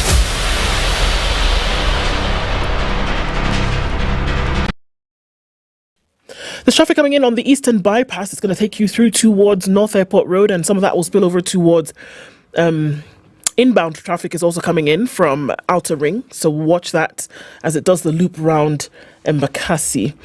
Also then on Malangata Road, as you come up from Uhuru Gardens through towards the Nyayo Stadium roundabout, there's traffic there and it's quite heavy. Also inbound traffic from Lusaka Road is starting to build up. On the Thika Superhighway, just past the Allsops Junction, there's traffic coming through towards Survey and then out towards the CBD. It's busy also on Wangari Maathai Way, coming out through towards museums at the junction Chiromo, where traffic is coming in from Waiaki Way. Keeping an eye on all of this, we're getting into Traffic Hour. Let's talk on SpiceFM, KE on X, hashtag The Situation Room. Mature, intelligent talk every morning. Spice up yourself.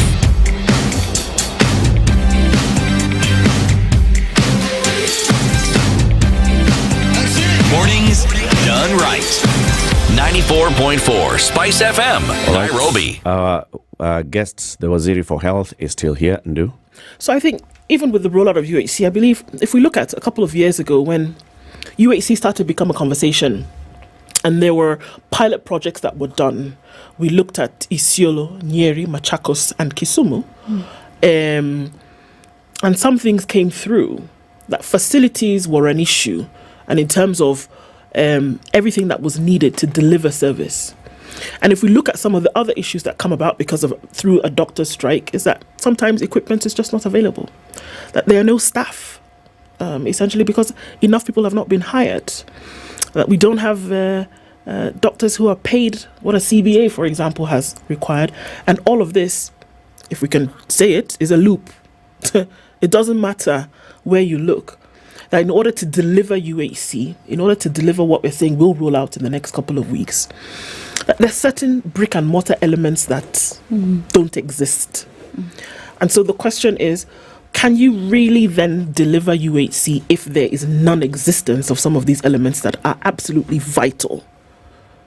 If there's a long line at Kenyatta, for example, if there is a facility somewhere in Garissa whereby, we can't access it and somebody still has to come all the way to Nairobi to get it done, can we really deliver UHC without some of these things in place? Wow, thank you so much, Ndu, for that. And for me, I believe it's one step at a time. When I saw it in Machakos with the UHC rollout, it was brilliant. It was marvelous. I think we just need to believe in ourselves as Kenyans. We need to unite to deliver UHC. So at primary care level, what we have done is conduct assessment to identify gaps. When you look at the benefit package, it is a bare minimum based on the finances. Following the finance bill, what happened? We were given limited resources.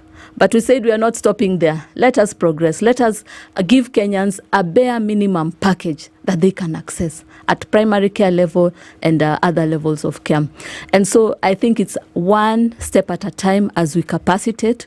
We have been able to deliberate, and we have raised it even to the higher levels and to KEMSA level, and resources have been provided to ensure that medicines are available. We have mapped out the capacity, and what we have in terms of human resource at the moment is sufficient.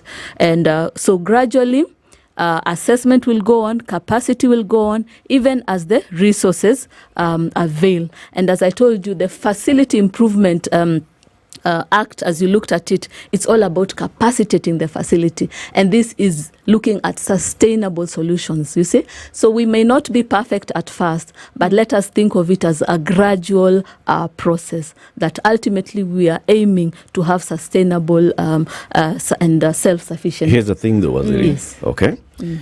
You identified the problem, even in your own statement at the beginning of this interview, that people would have a matter that could have been handled at a healthcare or a dispensary going to a level 4, 5 for same care. And the focus now is let's deal with preventive and primary care. And with preventive and primary care, we want to encourage people, you have a headache, go to your local health facility, local dispensary. And then from there, we start the issue of now graduating upwards, or even coming from up and graduating down. Those facilities at the local health center need to be working for this to work. That is 100% taxpayer funded, the primary health. Is it ready for 1st of November? Can we say that on the 1st of November, from the Ministry of Health, from what the studies that you've conducted since time immemorial, even now with a plan for the rollout, that if somebody has a minor headache, it's an injury, they have been throwing up, their child is sick, if they go to a local dispensary, they will actually be able to be attended to and go back home? Yes, so that is what we anticipate. Currently, we have 109 out of the 350 primary care networks having been capacitated. And yes, the products are, we've been having challenges on health product delivery, but what we look into in the next coming weeks is accessible products or medicines for people, again, a human resource. So we've been able to map, and those are now the interventions that we're putting in place, even as we look to rolling out the SHA, the Social Health Authority, on 1st of October. And as you said, we need a sustainable solution. You see, the over-dependence on treasury can be a challenge. Yeah, and we have learned that through the finance bill. So as the Ministry of Health, what is sustainable in terms of health service delivery? It's having that contribution routinely, a good amount of money that can, the Kenyans can utilize and have access to affordable quality I hear care. you, Waziri, sorry to interrupt, but the contribution to the Social Health Authority, Social Health Insurance Fund, is for the middle level care, right? And you do not want to deplete the middle care with things that should be sorted at primary care. So to make sure that SHIF is not spending money it should not be spending, primary care needs to be working. Yes. Is it working? And we are capacitating. That is actually, when you look at the acts, there's the Primary Healthcare Act and the Facility Improvement, Social Health Insurance Act, and Digital Health Act. So the Primary Healthcare Act has clearly articulated the roles, responsibilities, and the capacity for the primary healthcare level. Yes. And so we want to make it fruitful and have it even as a primary care network with good referral systems within the public. Because True. Yes. That's the basis for my question, because the law provides that the Primary Healthcare Act says primary health shall be working, it shall be funded through the National Treasury. Yes. Then there's this middle care, that is the social health. And then there's a critical, emergency, and chronic illness fund that will sort out the person with dialysis. Are these things aligned? As we head towards November is only how many days? 60 days? 60 days away. Yes. 70 days from now. On November 1st? It's actually 40 days. 40 days away. So for primary care, we can assure Kenyans that yes, we have the resources available. And for emergency, critical and chronic illness funds, what we can assure is the emergency. Even when you look at the package, the emergency component, and we are looking to on the critical aspect of the funds. Now, for the social health insurance, as you well know, it depends on the contributions at hand. But now that we'll be able to transfer the clients from NHIF to SHIF, I believe that would be a good starting point. But now we need to onboard more Kenyans so that they contribute, that we can have sufficient resources for it to be sustainable. Let me ask a practical question. Maybe we can answer it that way. If I am in Chuka Town today, and we're looking at the primary level, and I go to a dispensary or I go to that, level 1, 2, 3, seeking care. What we are saying is that the rollout today will ensure that I walk into a facility with my headache or whatever it is may happen, and I get treatment, and I leave that hospital or I leave that dispensary health center in Chuka without spending a dime, and I'm treated and I go back home. That will happen now? No. Okay. So, those are the challenges that were there before. And what we are assuring Kenyans from 1st November, that is what we're working towards. So resources have been released, and we believe that KEMSA will be able to distribute to the primary healthcare level resources. And human resource will also be available. And as I said, it will not be a one-off. We are really working to strengthen the health system in Kenya. And for the digital platform, it will be able to tell us about the capacity. What are the health products in each facility? So each county governor, and even at national level, while we are seated there, will be able to map out and say, these are red, danger, we need to bring products there. These ones are green, they are good to go, etc. And even in HR capacity, we'll be able to monitor how the nurses and the doctors, how many are present. One of the challenges or the governors were talking about is at times you may have a doctor has been employed but has done maybe 5 surgeries in 6 months and so on. So then it brings challenges. But with this system, we'll be able to monitor and ensure that services are delivered and Kenyans are getting quality. Because the ultimate goal is for us to have a system that is it's the same as our private facility and faith-based. And so it may not be perfect, but as we continue with assessment, as we continue and strengthen the digital platform, we continue with engagements, we'll improve the intergovernmental relationships. I believe that within a good time period, we should have this system ready.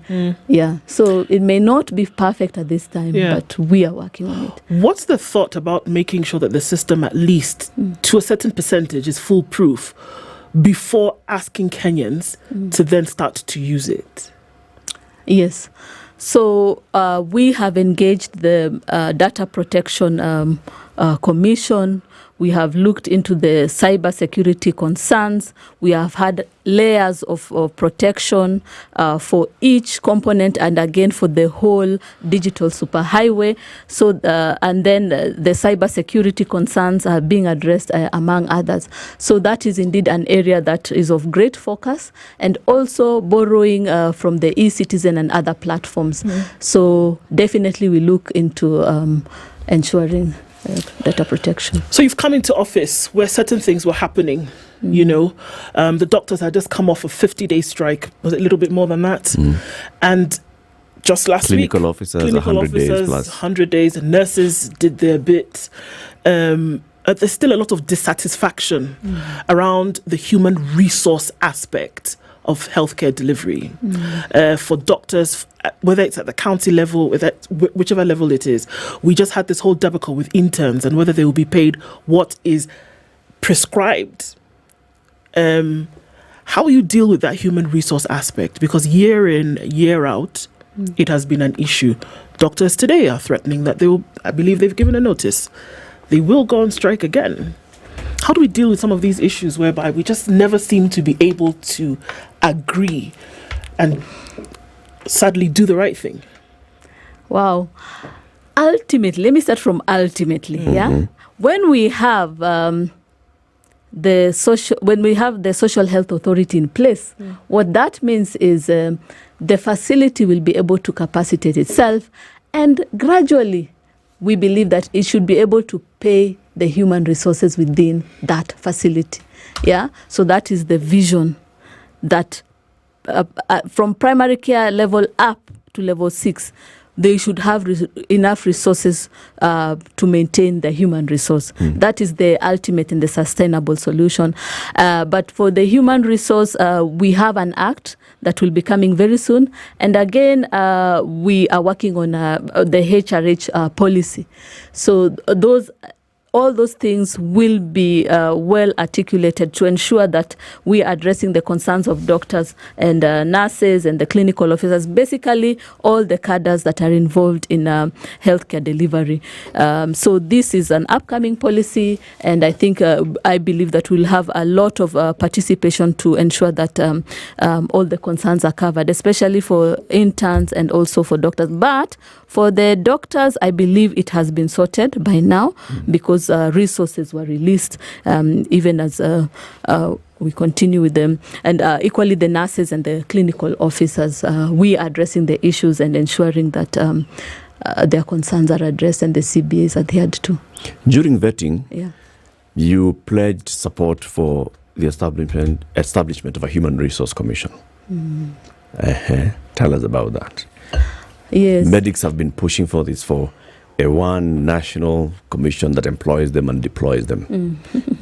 Do you still, after now gone into the ministry, talking to the officials there, do you still think that this is the route to go? Okay, so for our constitution, you know that it is very clear that health is a devolved function. So that is where we are as a foundation. And so our work is to strengthen that intergovernmental relationship to ensure that the human resource concerns are addressed at county level. But I hope to again engage the governors, because there are certain subspecialists like a neurosurgeon.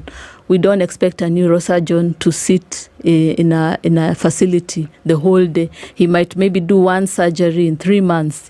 So for him to improve his skills, for him to serve more Kenyans, we may need him to go to multiple counties. Equally for those critical but really subspecialized courses like urogynecologist and gynecologist, among others. So there'll be deliberations on how we can have this as a national resource or a regional resource so that they can serve various counties. They are very expensive. We don't want them to do work of a medical officer or a clinical officer. We want them to improve their skills and be able to serve as many Kenyans as possible. So deliberations on that will be ongoing with the governors to ensure their buy-in. Yes. Let's talk about Mpox, because now there's something that your ministry is now dealing with. There's a threat of Mpox in the region, threat of Mpox in the country, right? And we've been seeing lately, there's talk of, the government, your ministry, setting aside a certain amount of budget to just deal with the threat of Mpox, or saying this is how much we would need to deal with Mpox. Talk about that. Yeah. Thank you so much. So the State Department of Public Health and Professional Standard have developed, that is a State Department, a response plan. But as you know, it is critical for us, first of all, to have a response plan, seeing that this is a public health emergency of international concern, of continental concern. We need to be, to work towards having a prompt response plan. And so the State Department of Public Health and Professional Standard went ahead to develop an urgent response plan. But ultimately, we want a comprehensive plan that involves both public health and medical services, because of continuity of services, because of co-infections with other, like HIV among others. We've seen it in other countries within Africa and beyond. And again, we need a ministerial approach, because this is a zoonotic illness, so we need vet medicine colleagues involved, wildlife involved, and again we need the health security, because this is a health security risk. So a comprehensive plan is anticipated. So the plan, again, we are reviewing to ensure that it's comprehensive and consolidated, and ensuring that it is aligned with the budget at hand. Yes. Okay. There are some, I'm just looking at that, of course, when we're dealing with a threat such as that. We did have a conversation about this with the Department of Standards, Professional Standards. But as we come back to, I just want to look at the system again. Folks are registering, and there's an issue at the moment that you're not able to register folks who are of a higher age, 70s and above, within the system. Is that a bug that can be looked at? Yeah. I don't know if you've heard that this particular problem exists. Yes. We are looking into all those concerns, and that is why this time is the time when we are monitoring. We are having input from the healthcare providers and the users of the system. So I'll give you the example of the exact problem. Okay. There are people whose ID begins with 0. Okay. They are not able to register, and the response that the system gives is that you must go get another ID and re-register. I don't know how you can do that when you're seeking healthcare, but that's the bug response from the system. Yes, we are working on that. Whose system is this, Waziri? It is a Safaricom-led consortium. Yes. So who's in the consortium? So is it Safaricom's system, or is it the government system? Safaricom is a government agency. No, it's not. It's a private entity with government shareholding. Yeah. So yes, there's the government component to it. So Safaricom, it's a Safaricom-led consortium. Yes. So what is the role that Safaricom is playing here? So they have an MOU. Part of it, I think, is in terms of data connectivity. They are also supplying some devices. They are helping in the development of this digital superhighway and supporting in training, among others. And it's all about sustainability, and that's possibly why we had Safaricom identified at the time when my predecessor was there. So looking at sustainability and housing such a system within Kenya. So these facilities then, the gadgets that are being distributed, the server that is holding the information, is it Safaricom's servers and equipment, or is it the ministry's equipment? Oh, that's a good question. It should be the ministry. So it's coming from Safaricom, but now it will be owned by the ministry. And the people who are holding the data right now, who are inputting the data, like you're saying, there's a lot of coordination of inputting data and all this. Are they ministry staff, or are they staff of this consortium? So now there's the system development and there's data input. We are at system development. So the system is being developed by the consortium led by Safaricom. Okay. But when it comes to data input, it's our healthcare providers who will be doing that. And social I see. Okay. Waziri, our time is up. It's a short one, but come again soon, please. As we get closer to October, during the month of October, when now you're stress testing the system, and then we launch it in November, please, let's have more engagement so more people can hear and understand what they need to do. Okay, so maybe just to close, thank you so much for having me. I didn't have time to talk about my vision, but I hope next time we'll talk more about the vision. And I believe the first and the primary is the realization of UHC, because if all Kenyans are able to access affordable and quality care, I believe it is going to be fruitful for us as Kenyans. And again, looking at the health infrastructure network, when we look at the level 6 hospitals, I believe that it's important that we have equitable distribution so that we have our level 6 hospitals all over. And really, that speaks to accessible care. That's because true. I think care has been centralized more in Nairobi. We have 5 of the level 6 in Nairobi and then 1 in MTRH. So how can we ensure equity so that Kenyans can have access to care at northeastern, coast, eastern, and among others? And in this level 6, we need to think about medical universities, specialized training for nurses, the doctors, training of even for other cadres, referral, strengthened referral systems, research, innovation, There's a lot. Centers of excellence. So come back. We actually look at what's your plan going forward. And we'll also tell you, we had an interview here with the healthcare practitioners, and they said this is our wish for our new minister. Awesome. Dr. Deborah Barasa, Cabinet Secretary for Health. Thank you for joining us. It's 8:01. Time for the news.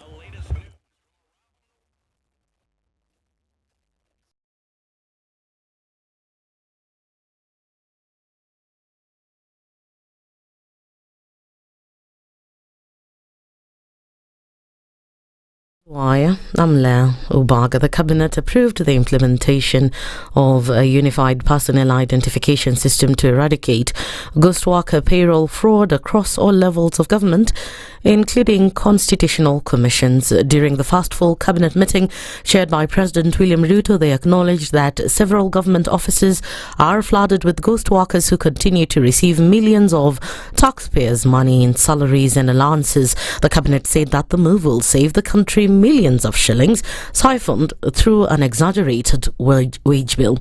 Talks to avert a nationwide work boycott by university dons and non-teaching staff have collapsed, setting the stage for a strike that begins at midnight. The strike was called by University's Academic Staff Union OASU and the Kenya University Staff Union KUSU. It comes barely a week after students called off their strike following the intervention of the government. The students are unhappy with the new higher education funding model. OASU and KUSU issued the strike notice on Wednesday last week. Health Cabinet Secretary Deborah Barasa has continued to defend the Social Health Authority plan, terming it as a permanent solution to solve health challenges being experienced in the country.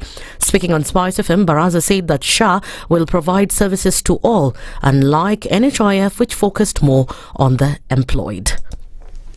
Previously, NHIF, anyone earning 500,000 and above would only pay 1% of their salary. And yet, a person who earned 30,000 and below, 5%. You see? But with this model, that was called a regressive model. The progressive model is about your capacity. So it's a percentage of your capacity. So level 4 to 6, we want accessible, also affordable, quality care. And this is through contributions from all Kenyans. Kenyans are currently being encouraged to sign up for the SHA program, which is expected to officially kick off on November 1st. The rollout is anticipated for 1st of October. So that is the rollout.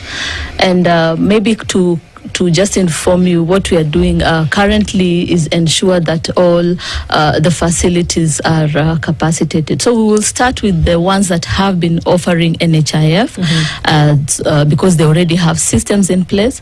So we will incorporate the platform, the digital platform, where the claims will be, requested and also processed, as well as the registration platform. So it's a whole topic in itself. It's about digital superhighway. So what we are starting with is called a minimum viable product.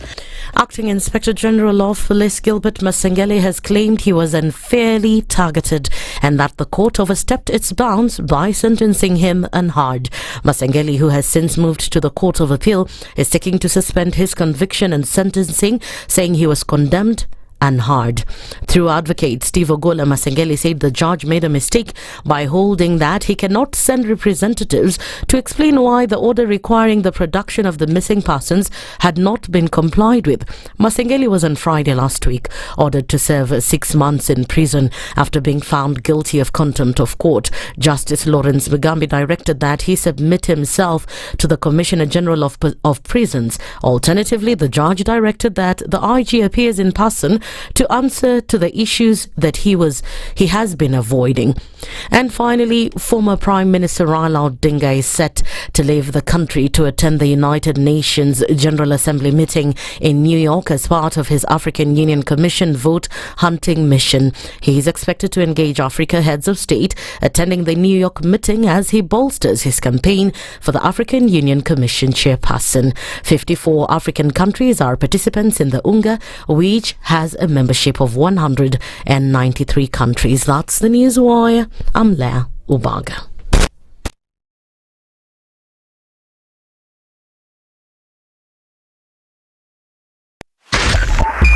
.5 Spice FM, Kisumu. At a few minutes after 8 o'clock, traffic still very busy coming off a thicker superhighway this morning. And we'll see that going all the way through towards Survey and then out into the city. Very busy on Limuru Road, in and outbound traffic coming through towards Muthaiga. All of this meets then right around Muthaiga Square into the city. Coming out of Westlands, busy as well. We're seeing traffic coming in from Lower Kabete out then towards Westlands, and that's going to continue. From what we can see, it's going to be a busy morning. Langata Road started early, traffic coming in all the way from Huru Gardens out towards the barracks and then through towards the Nyayo Stadium roundabout. Let's take a look at what's coming off of the Eastern Bypass, and there's quite some traffic as you get towards North Airport Road and then out towards Mombasa Road. So we're keeping an eye on all of this. Talk to us about where you are. SpiceFM KE on X, hashtag the Situation Room.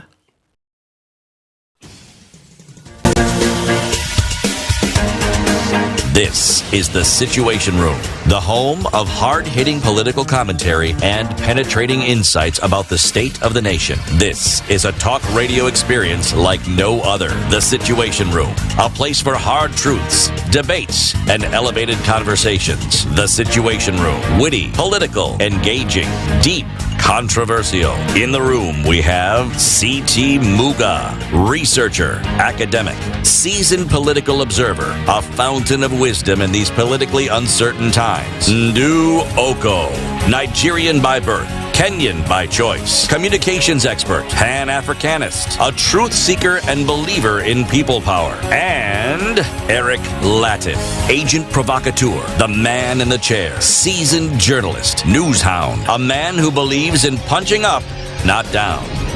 This is The Situation Room, the only way to start your day. Yes, it is. 8 minutes after 8. We have some 3,000 shillings courtesy of Safaricom to give out this morning. And all you need to do is subscribe to the all-in-one package. What's the all-in-one package do? Everything. All in one. So you pay a certain amount. In this case, 2,000 shillings. What can happen? You get 1,000 minutes to just talk. Can you imagine talking for 1,000 minutes? 1,000 minutes in a month. Well, the hope is that you take a break between the 1,000 minutes, but all right. You also get 2,000 messages, SMSs.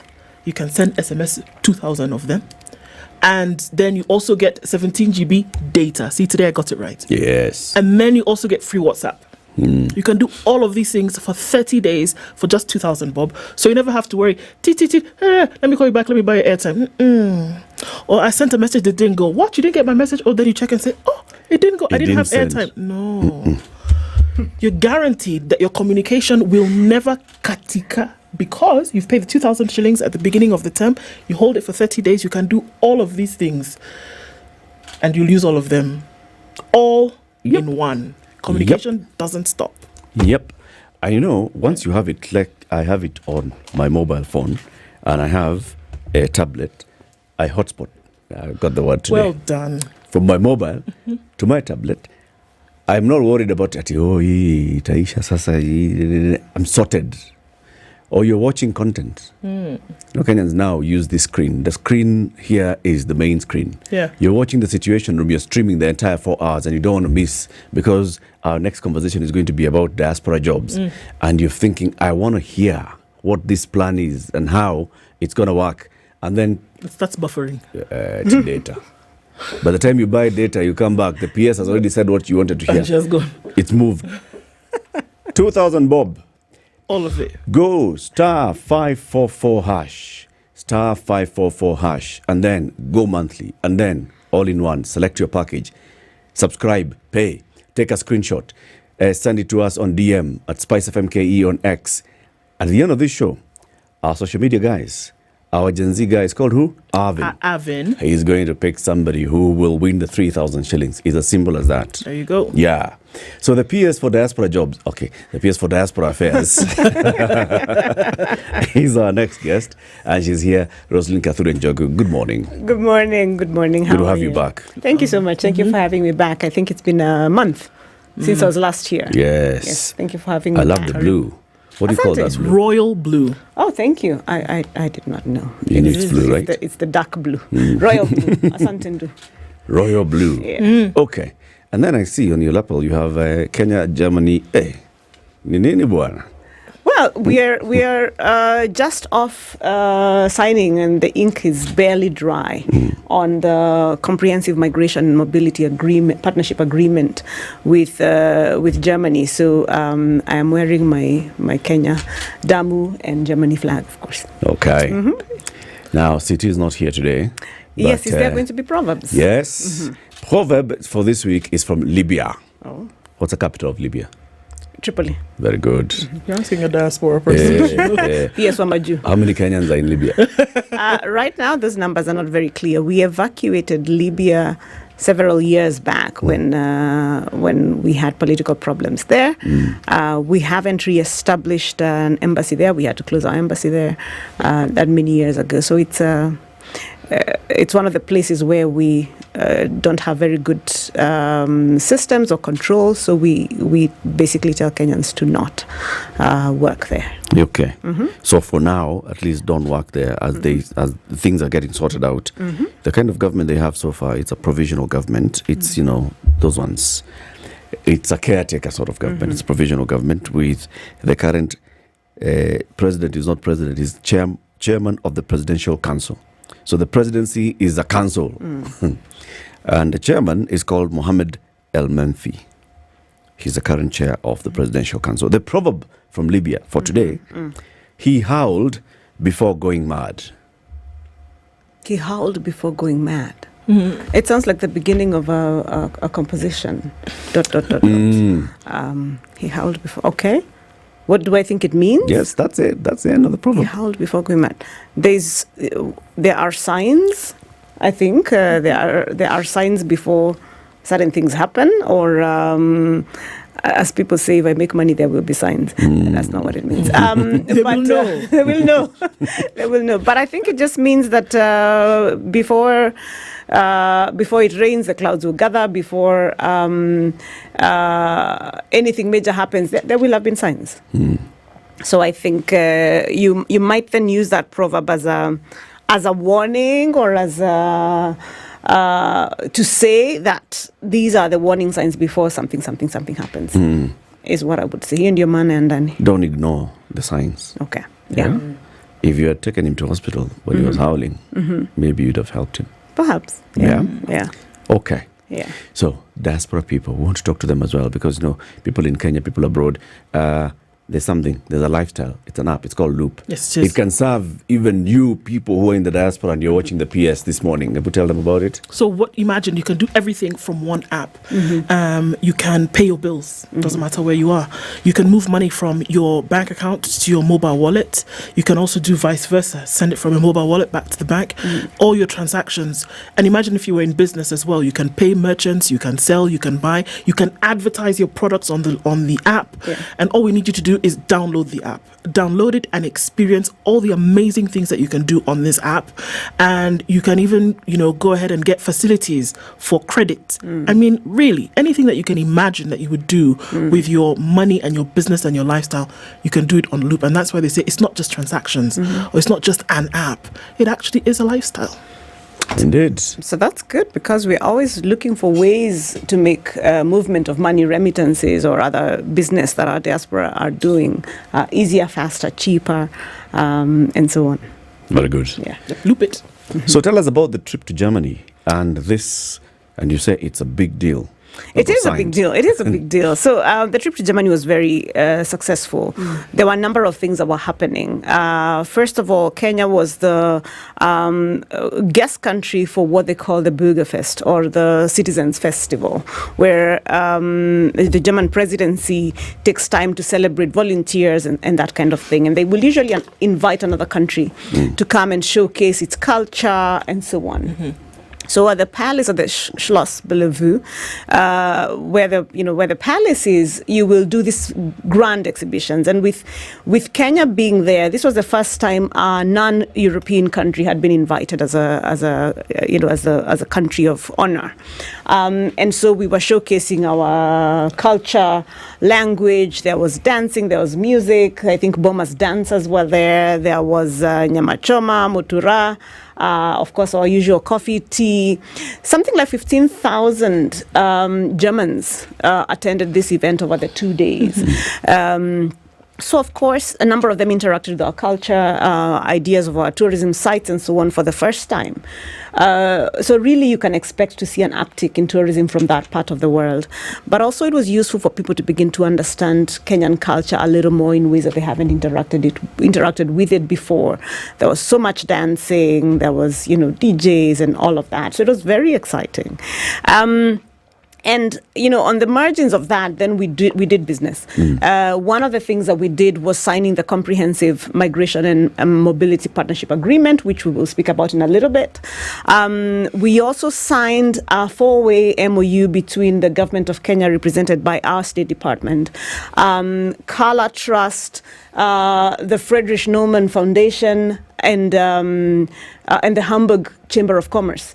And this MOU creates a framework for people to work, or for companies that belong to the Hamburg Chamber of Commerce to outsource part of their work to Kenyans, who then can work offshore. Can quite simply do lots of activities, whether they be accounting, whether they be what kind of jobs, all the way from Kenya. Okay. We held a beautiful diaspora engagement, 2 diaspora engagements. The first one was a Diaspora Talent Conference, where we talked about diaspora talent and how we can make the most out of labor mobility.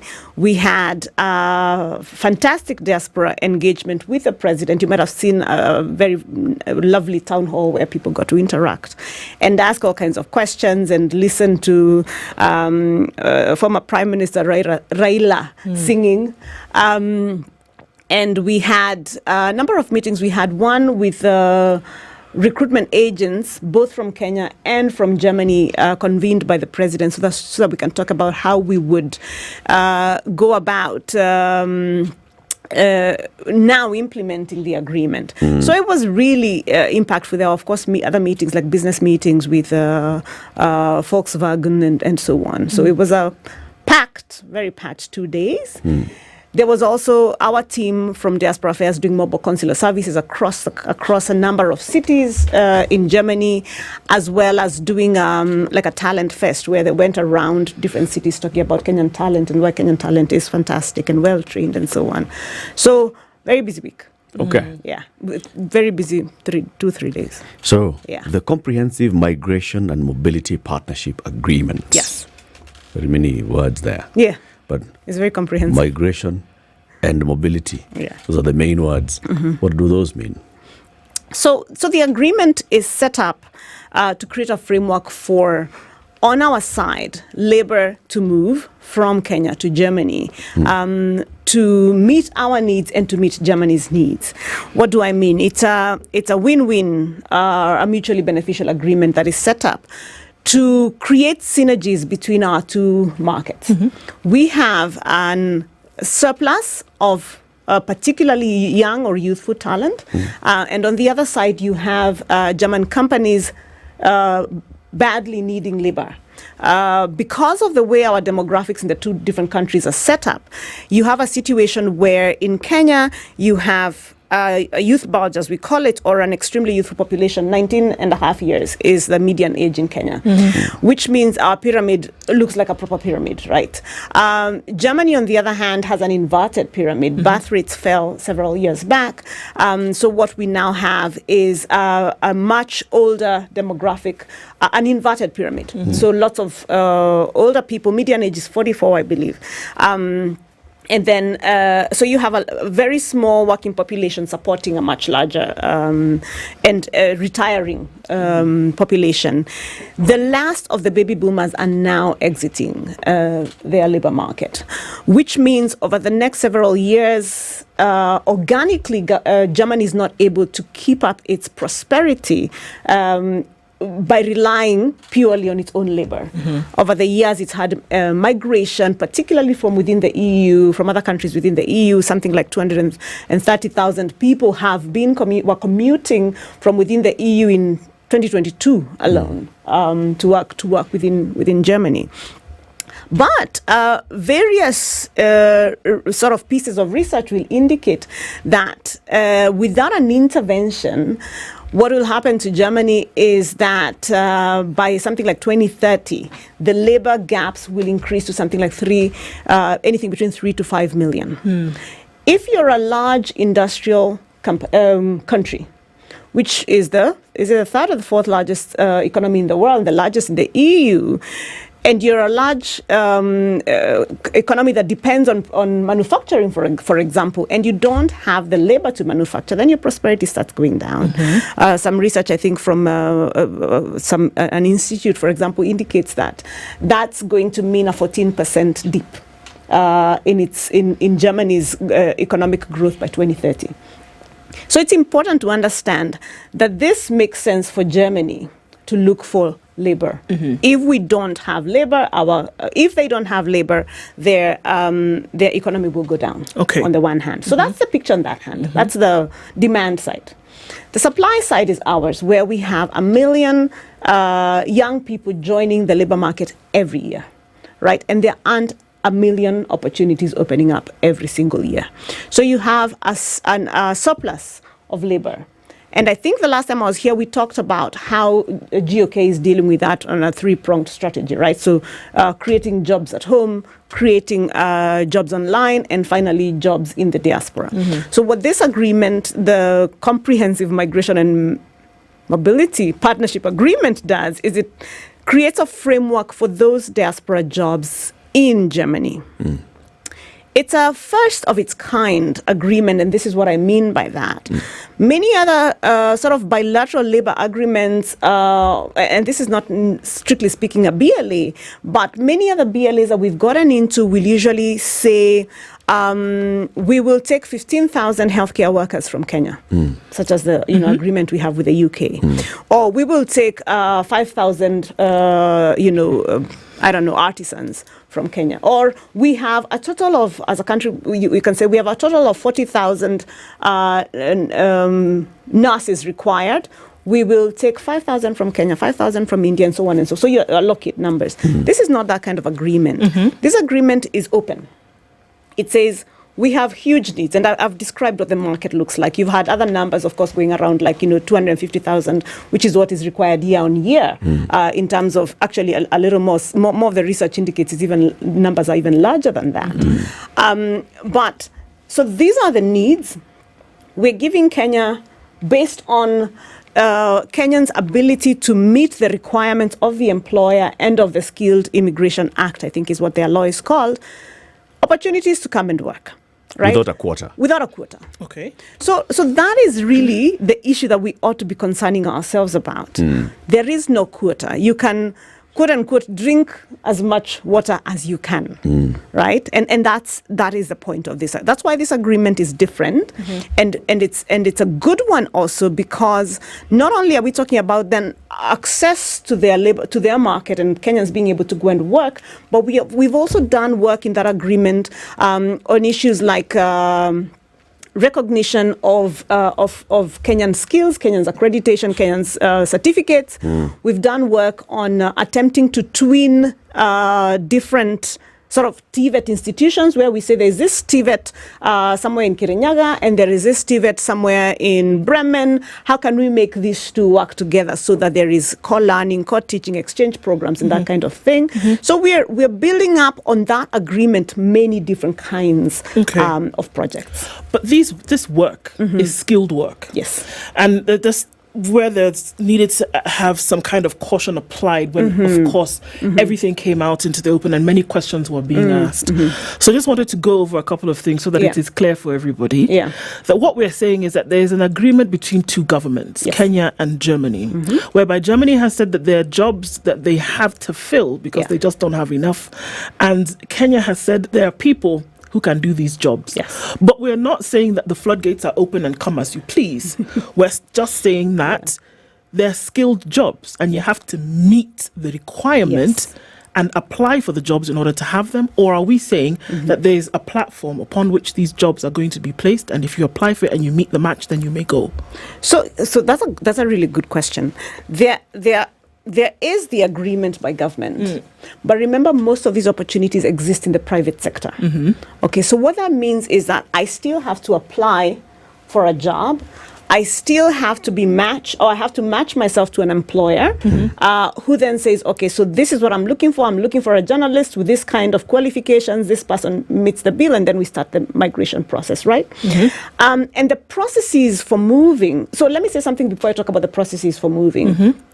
Skilled workers are a broad category, right? So it is not just, by German definitions, bakers are skilled workers, hairdressers are skilled workers. So skilled workers are broader than what I think many people think of when they think of professional. In Kenya. Yeah, maybe people... So, for example, if you say a plumber in Germany and a plumber in Kenya, that's a skilled we worker. see them differently, but in Germany, it's a skilled worker. Okay. So skilled workers are what But also they're we're talking looking about for. a plumber in Kenya who has gone through training and has certification. Yes. Not a guy. Not a guy, Kawaya. Not a guy who learned by just walking through. Sawa? Yes. Okay. So we have the definition, right, of skilled workers, right? It has to be somebody whose profession or whose skill is recognized, and and there's processes and they have quite a bureaucracy about recognizing this, your skill and your school and that kind of thing. Now, the processes on how you get these jobs, and this is a question a lot of people are asking. Is this. There are at least three different ways. One, most jobs in Germany are going to be advertised on a German government website called makeitingermany.com. And if you look at our social media, Diaspora _KE, I think my team is putting that information out there. So makeitingermany.com is a place where you can find a lot of information around what jobs exist, and you will be able to see the 30, 40, 50, however many thousand jobs are there. And then you can search by, journalist, or by city, or by that kind of thing, right? So the different filters. You can find those opportunities there, and those opportunities are open to foreign labor. So then you can start from there. There's more information around how you would migrate and that kind of thing on, I want to say it's deutschland.de, which is also up on our socials. So there is the path where I can look for the opportunities myself, right? As a Kenyan who's nimejituma. I go to Make It in Germany. I go to Hub. I think there's one called Hub for Africa.Bayern, and so on. I go up there and I find a job and I start the process. And many Kenyans do find opportunities this way. Then you go through the process of having your qualifications checked, and so on and so forth. Secondly, you could work with a recruiter. Right? You can work with a recruiter in Kenya, and a number of recruiters. As I remember when I mentioned we had a meeting, part of the things we did last week, was meetings between Kenyan recruiters and German recruiters. A number of Kenyans have already been recruiting for the German market, and now we expect to see that kicking up. Okay, so a number of recruiters who recruit for Germany, some of them will have their, number of them will have those jobs actually on the NEA website, which we've discussed before. So that's neaims.go.ke. The National Employment Authority. Exactly, the National Employment Authority. So they will have opportunities, and they say this is in Germany. We are looking for vets, or I'm looking for 20 people who do animal husbandry. I don't know what a person who does animal husbandry is called, but yes. So that and they will usually list those. There are a number of Kenyan diaspora-owned recruitment businesses. So Kenyans who live and work in Germany who own recruitment businesses, who then recruit from Nairobi or from Kenya because they understand both parts of the market. So diaspora is also playing a critical role in making sure that we can implement this agreement. But beyond that, we expect to be able to create more programs as we go along within the Diaspora Placement Agency, which is the agency or the quote-unquote parastatal that is owned by our State Department, then to be able to structure those kinds of programs. So these are the places you can begin to find opportunities. Next Friday, on the 27th of September, 27th of September, we actually have German companies coming to Kenya to recruit during a job fair that they are hosting here in Nairobi.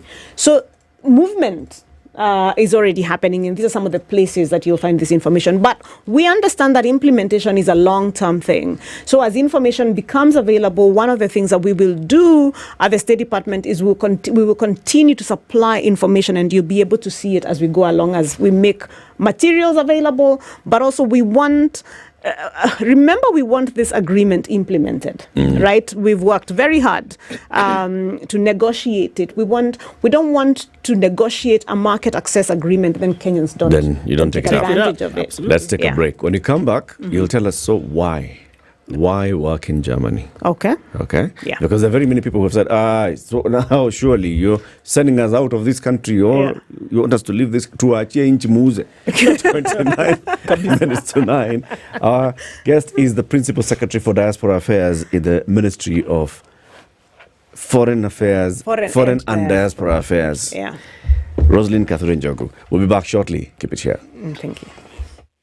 This is the Situation Room. The only way to start your day. Unbeatable deals at Peppino's Pizza, Kimathi Street. Get this. 2 large pizzas plus a 1.25-liter soda for just 1,500 Kenya shillings, or 2 medium pizzas and a 1.25-liter soda for just 1,200 Kenya shillings. Available every Tuesday and Thursday. Chicken lovers, we got you covered too. Enjoy 2 crispy chicken pieces, chips, and a 350 ml soda for just 500 shillings. Call 0728-261-875 or order online at pepinospizza.co.ke. Join us for mouth-watering treats all month long. Pepino's Pizza at 8. Seal the deal every day with the all-in-one plan from Safaricom. Get data, minutes, and SMS all-in-one on-the-go monthly bundle plan from Safaricom. Tune into the Situation Room every Monday to Friday as we unpack the all-in-one monthly plan from Safaricom. Safaricom is for you. The weather with SpiceFM. Sun is peeking through Nairobi for highs of 27, and we'll see highs of 26. In a sunny Nakuru at 18, it's 16 and sunny in Nyeri with highs of 25, while Eldoret at 16 is sunny. We'll see highs of 25. Mombasa sunny at 25 with highs of 30, and Malindi will see highs of 30 where it's sunny at 28. 24 and sunny in Kisumu with highs of 32, and into Kakamega the sun is up at 22 with highs of 30 and lows of 16. Kampala is sunny at 20 with highs of 29, while it is sunny in Dar es Salaam at 23 with highs of 30. Johannesburg sunny at 16 with highs of 27, while Mogadishu will be sunny through Wednesday with highs of 30. 20 will be the high and mostly cloudy. Addis Ababa at 16, and Lagos is cloudy at 24 with highs of 29, while Kinshasa at 24 is sunny with highs of 32 and lows of 23. Sugar and spice and everything nice. Spice FM. Spice up your life. All right, so still looking at traffic, then building in and out on the on Outer Ring. Some of that was coming through from the Ruai interchange through towards North Airport Road is fine. Survey on the Thika Superhighway, that area, traffic, bumper to bumper, all the way through towards the city. And it's already building on Moranga Road as you get towards the Globe Cinema roundabout. Coming out of Westlands, busy as usual on Wairiki Way, getting into the CBD. And Ngong Road, coming in from Naivasha Road, is busy. Raila Odinga Way, all the way from that Magadi Road. Look at Magadi Road, inbound is heavy, as is Langata Road, crossing the barracks, and then through towards the Nyeri Stadium roundabout. We are in traffic hour, and it's an interesting Wednesday morning. Keeping an eye on things. Talk to us, SpiceFM KE on X, hashtag The Situation Room. Mature, intelligent talk every morning. Spice up yourself.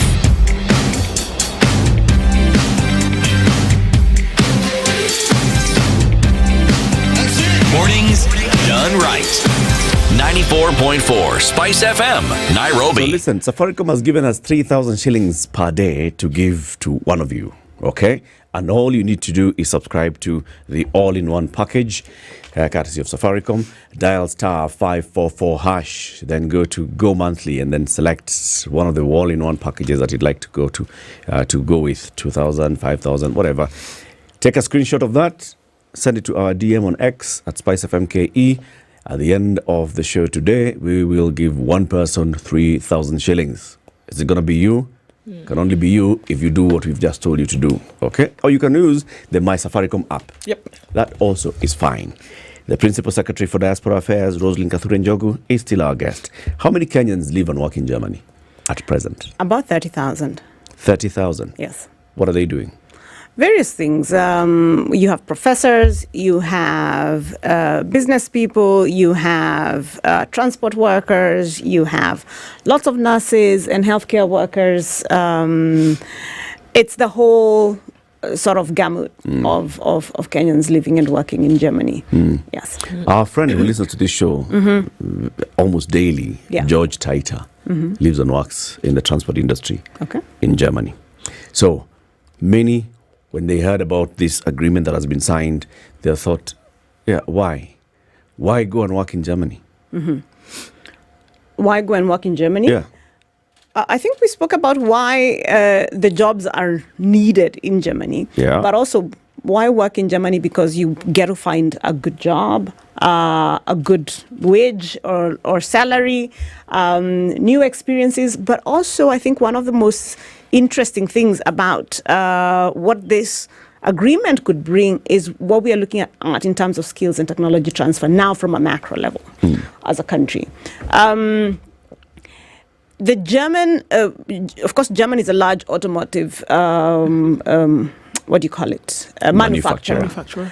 And the large companies are supported by the Mittelstand, the small and SMEs, right, through manufacturing. So the SMEs will manufacture bolts, they'll manufacture components of vehicles for the larger, vehicle makers, manufacturers, and so on. A lot of the Kenyans who will take up opportunities will probably work in these spaces, right? Yeah. You'll work in either in the large automotive companies or in the smaller businesses creating these components. Think about that, what would mean in about 15 years or 20 years. How many Kenyans will have gained the capacity or the skill or the technology to do this kind of work? And if diasporas have taught me anything, is that many diasporans are constantly looking to go back home. As it should be, right? You're looking, or your heart is always, or you're a child of two worlds. Your heart is always looking to go home. And when they have an opportunity to do that, then it is our hope that we will have built a critical mass of skill and technology that know how to build this.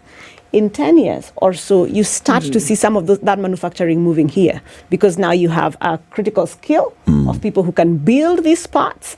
But also at some point, it makes more sense to move manufacturing to where the people are, as opposed to where the people are not, where you have to bring in all these people. So now suddenly we build our own automotive industry, at the very least one that's something that supports the automotive industry. So think about what that would mean in terms of if you have a critical mass of Kenyans who can build vehicle parts. you move a number of German manufacturing plants here, you move a number of Japanese manufacturing plants here. Suddenly, through diaspora skill transfer, you have built an entire section of the economy that didn't really exist or existed sort of in a small way just 10 years before that. Yeah. It would take a different approach, a much more expensive approach to sort of, do it in any other way. Right, so you do that for the skills, for the skill and technology transfer. And this is a story of many countries. When we think about diaspora jobs, there is a tendency to focus on the short term. Why are you taking so many people abroad? Why can't you create jobs here? And so valid questions.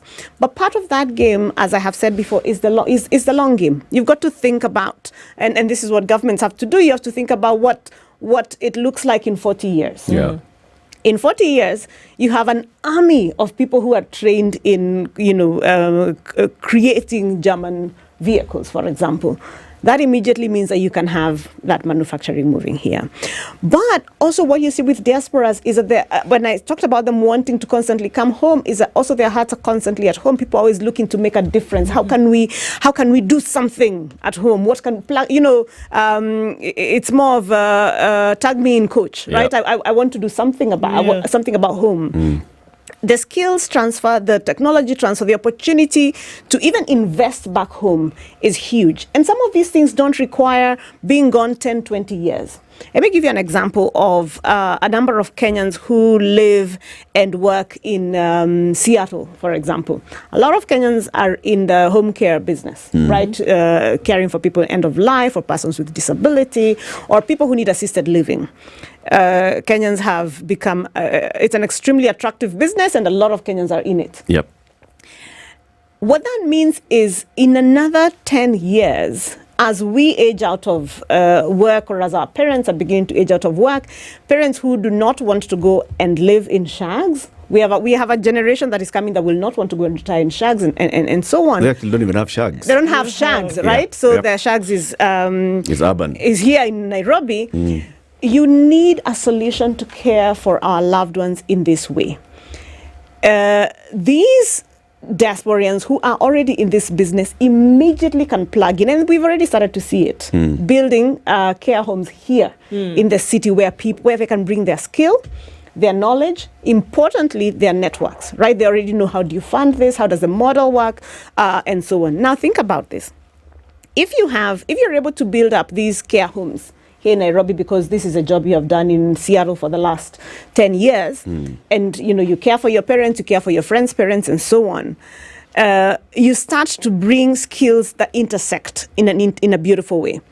Kenya, for example, has a wealth of healthcare workers, right? So we have, I believe, something like 45 KMTC colleges, right?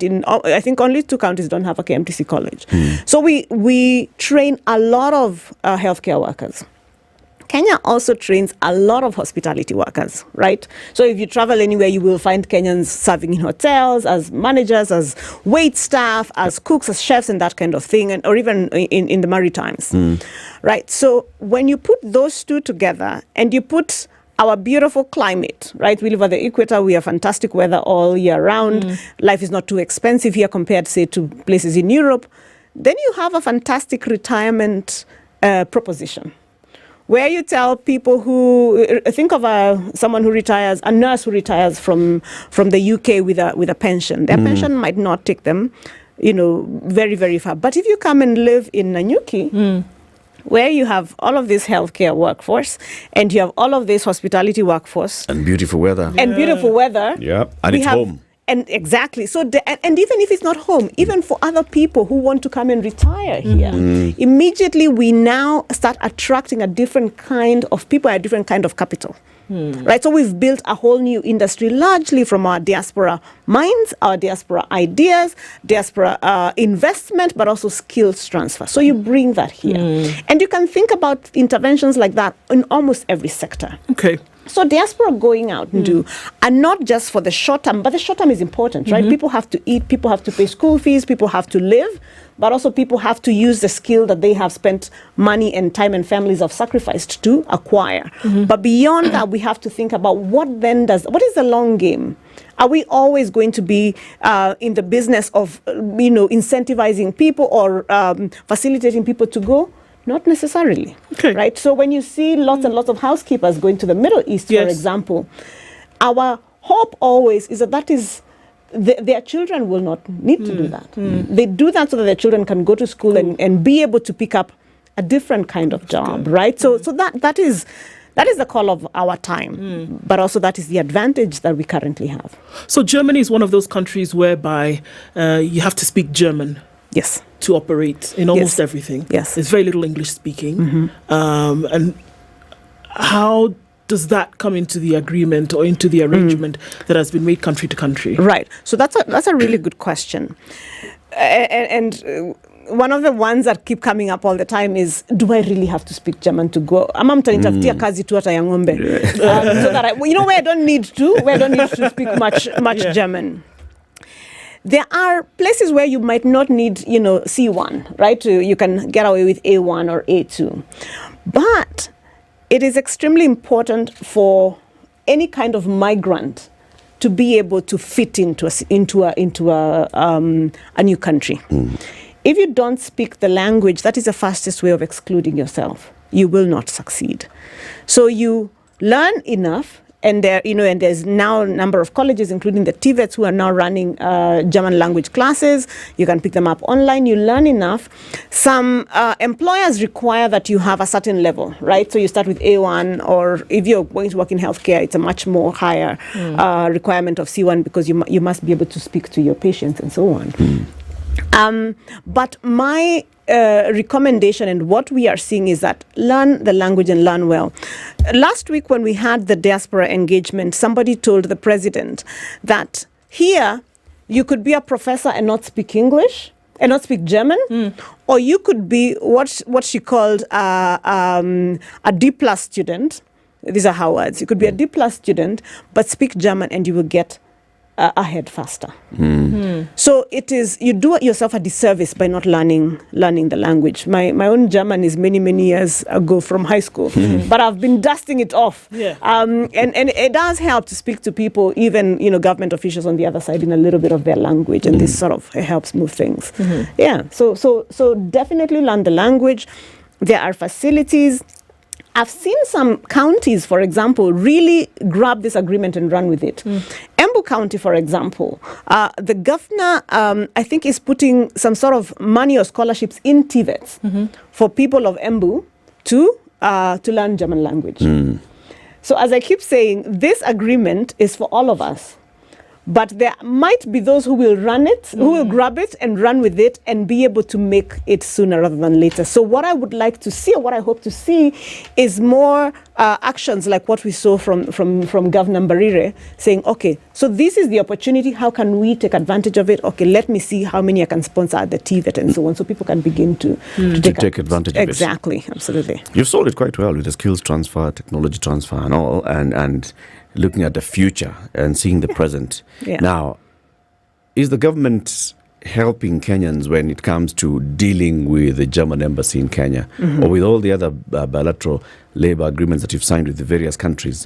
Does the government help the applicant, especially with that move? So part of the agreement actually with the Germans is they also have obligations on their part, including streamlining their processes within the German embassy here in Nairobi to make those processes move faster, right? So one of the things that I have seen them do is I want to say 2 weeks ago or so, an advert for visa clerks and that kind of thing. So I know they're expanding their capacity.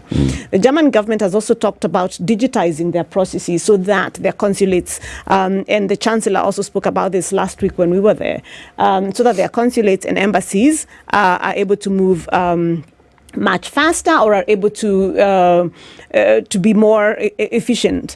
Kenyans, I think, seem to be surprised by the fact that not everybody has digital services across various governments because I think we're so used to it. But so they are making their own moves in terms of how to make sure the bottleneck is not here, so that movement can go. Again, remember, as I said earlier, this is a win-win agreement. They also need good workers. It is not just Kenyans who need jobs. They also need good workers.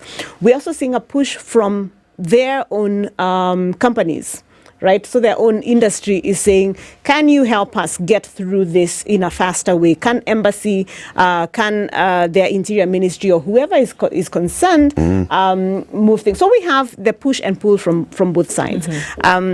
But I think we have a real commitment from Ambassador Sebastian Groth's team here in Nairobi to make this work. We've worked very closely with them even as we were preparing for these visits, and they've been very consultative. There's a real commitment, as I have seen it, from the German government to actually implement this agreement and implement it well. So there's reality. At the national level, in all these European countries, we are facing labor shortage. Then they are faced with this other reality that for us to address this, we'll need to accept people to come into our country, and then there's migration issues. So there are people in Europe who are not happy. Absolutely. With the issue of migrants. Migration is a very touchy subject. It's a very touchy issue. It's a very touchy issue, and over the last few years, we've seen a rise of nationalism across the world, right? So there's a real wave of sort of very right-wing ideology that is anti-migration. Across Europe. In Germany itself, in fact, in the last election, this was one of a campaign issue, right? Yes. So how does our government sort out our Kenyans who are going into a country that a section of the country is welcoming, and then there's a section of the country that is not welcoming? So that's a good question, and I'm not even sure it's a government question, right? It's a society question. It is a question of the lived reality sometimes of racism, right? Any of us who has lived in a country where you're the minority, you're aware of how dark you are, how different your hair is, and so on. And in some places, it is said to you, right? So there is that element of being a migrant or being a diaspora in a society that is also now becoming very polarized around those issues. And it is a global question. It is not just a question of Europe or a question of Germany in particular. It is a US question. It is a Middle East question. It is the question of every black man or woman walking the earth in 2024. Yes. What can we do about it? There is little you can do about the other person. What we are doing is to try and quote unquote harden the target. Right. So give resources to Kenyans, first of all, to understand their rights, but also to prepare them. Many Kenyans who've never left home have not experienced racism. You might have experienced tribalism or negative ethnicity, but you might not have experienced racism, and some of it is just going to catch you completely off guard. So the most we can do as a government, apart from, of course, advocating with other governments and ensuring that our people are not being targeted, in the agreement, of course, we have conversations around the welfare of Kenyans living and working abroad and so on. Is to give resources and say, this is a pre-departure package, right? This is what you need to know. But also, these are the various diaspora associations and formations in Germany. Plug into these groups so that you can have your own social support and so on. Of course, globally, even at the UN level, there is work that is being done, anti-discrimination work and work around persons of African descent and that kind of support and so on. But we are living in a society that is polarized, where people have the right to basically say horrible things to you, and it is constitutionally protected. But then on the other side, there is a responsibility of our government to make sure that it's ready to immediately deploy support for our Kenyans in those countries. Yes, absolutely. Take, for example, what was happening in the UK a couple of weeks ago, right? Where suddenly there's a wave and a rise in a wave of basically anti-immigrant sentiment, and you're caught in between. So how prepared is the State Department for Diaspora Affairs, the ministry as a whole, to be on the lookout and to support these Kenyans on a moment's notice? We are, remember, there's, how do I put it? Things like this happen of various kinds. It might be an anti-migrant sentiment that rises across the society, which you really pray it doesn't, because when something is that widespread, then it is very difficult to deal with. But also remember, let me say before I get into interventions, is that while you have a number of people who are anti-migration, you also have a number of people who recognize their country is not going to do well without bringing in other people. And they are the ones who come pursuing, Kenyan labor and so on. So there are allies. It is not, Now, we are prepared in the same way that we are prepared to evacuate Kenyans from war, right? So when you have movements in places like Lebanon, for example, we have an entire department whose job is to think about and prepare for evacuations and that kind of thing. So the ministry is set up for that. But in places where we have large diasporas as well, we are now in the process of deploying diaspora officers whose entire job is not political work, is not, it's not even consular work, which is usually done by our immigration people. It's not even, properly speaking, labor work that's done by labor attaches, is to look out for the welfare of diaspora, to track these kinds of things and be able to be on the ready. So we have set ourselves up, and we will continue to set ourselves up to be ready to respond to these people. Remember, over the next few years, we expect to see a real growth in our diaspora. From the 3-4 million that we expect, especially with programs like this, that the numbers are going to grow. You must also grow the base. You must grow the capital so that we are able to handle and support those growing numbers. Okay. What are some of the things that you've heard since this announcement that are just not true, that would require some clarification on your part? Gosh. So it's a laundry list, of course, and I don't know that it makes. And I think we clarified many of them when there were conversations about whether this is a quota-based agreement and so on. I issued a press statement clarifying that what we have is a no quota agreement. There are things that one should not bother responding to. Right, such as the usual things of, we know these jobs are only going to your people. There are things. You have a quota. I have a quota. Or there are things around. There's very nasty conversations around. You will not be able to find skilled workers in Kenya. So just a lot of uninformed, quite simply, nonsense that people should not have to respond to. But I think the main issues that needed clarification have been responded to. What we need to do, however, is, remember I said that it's in our interest, all of us, to make sure that this agreement is implemented and implemented well, is now a proper stakeholder engagement. We've done some of that while we've been negotiating, but now is to go and sit with the TVETs and say, this is what is in store for us. How do we set ourselves up to take up this advantage? And then do the same thing with universities, do the same thing with various groups. So that is the next part of the job. Clarifying, having conversations, answering, meeting with Ngao officers, chiefs, and so on, basically explaining so that people on the ground completely understand what is available to them and how they could potentially take up those advantages. And then, of course, a real engagement with our diaspora. But we've engaged our diaspora, especially even during the negotiation of this agreement. They were involved, and we're continuing to engage them in terms of how do they welcome newcomers? How do they support? And you will be glad to note that one of the things they said is, we want you to really involve us in welcoming the newcomers, which is fantastic. Because then they're able to tell you what things really on ground are like. So it's that stakeholder engagement, just to make sure that the misconceptions are dealt with, but more importantly, that people have the information they need to be able to take up this, to take up the opportunities that are available. And then finally, for us to keep the conversation going so that we don't lose out on that return leg that I spoke about. How do we make sure that as talent is leaving, we will be able to track it so that at some point we can see, the investments that I spoke about, the skills transfer that I spoke about, and so on.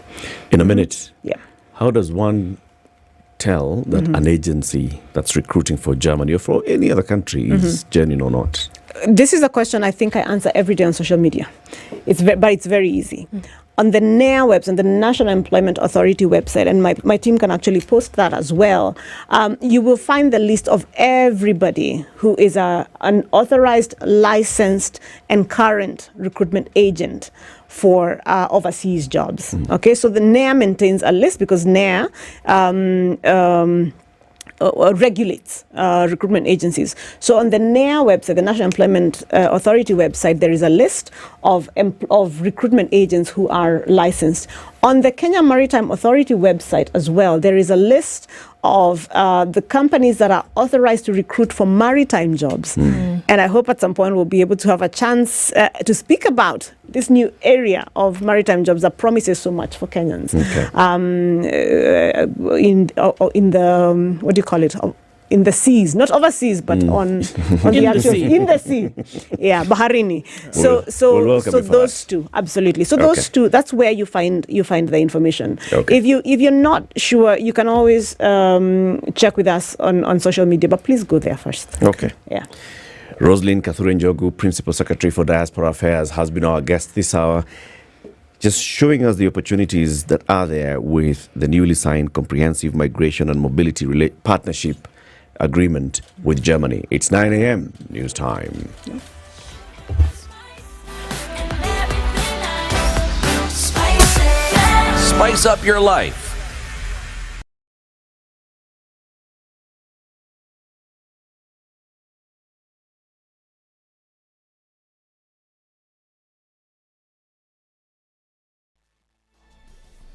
Good morning, this is the news via Amla Ubaga. Indian firm Adani Group says its proposal for Kenya airports was cleared in 17 days. Adani Group also says that it paid the government 6.4 million shillings for its proposal, adding that the court documents show they learnt about the state of JKIA from Kenyan media. Kenya Airways Authority management now faces scrutiny over the approval process. Wiper leader Kalonzo Musyoka claims there is no political goodwill to implement the National Dialogue Committee report, including the reconstitution of IBC. The former vice president said the endless delay in the reconstitution of the electoral agency is a testament that Kenya Kwanza administration is not keen on implementing the recommendations of the dialogue team. Kalonzo spoke during a national conference on the finalization of the electoral reforms ahead of the 2027 polls. He said the passage of the IBC Amendment Bill 2023 should have been followed by formation of the new agency. A memorial mass service in honor of the 21 victims of the Hillside and Asha Academy fire has been scheduled for next week before the bodies are handed over to their respective families for burial. The service, to be held at Muga Stadium in Nyeri, is being organized jointly by both the national and county alongside their families and the church leaders.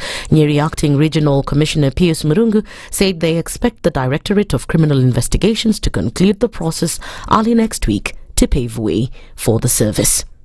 We shall be having the memorial service for all the victims so that we can be able to release them to the families. The government is taking care of all the burial expenses for the victims and also for the, we have also very, very many who are within that dormitory, around 156. We lost 21. So those who are left, they lost all their personal effects. And also we have taken into consideration that today we were budgeting for all the expenses which shall be incurred, and the government will take care of all the expenses. We have also formed a subcommittee to see how the school will be opened as soon as possible so that the students are now going to be able to come back to school and resume their normal activities. Foreign Affairs PS Roslyn Kathure has defended the government's plan to send workers abroad. Explaining more about the agreement between Kenya and Germany, Kathure said that the Kenyans who will be employed in the country are those who are skilled and they'll be required to make their applications first.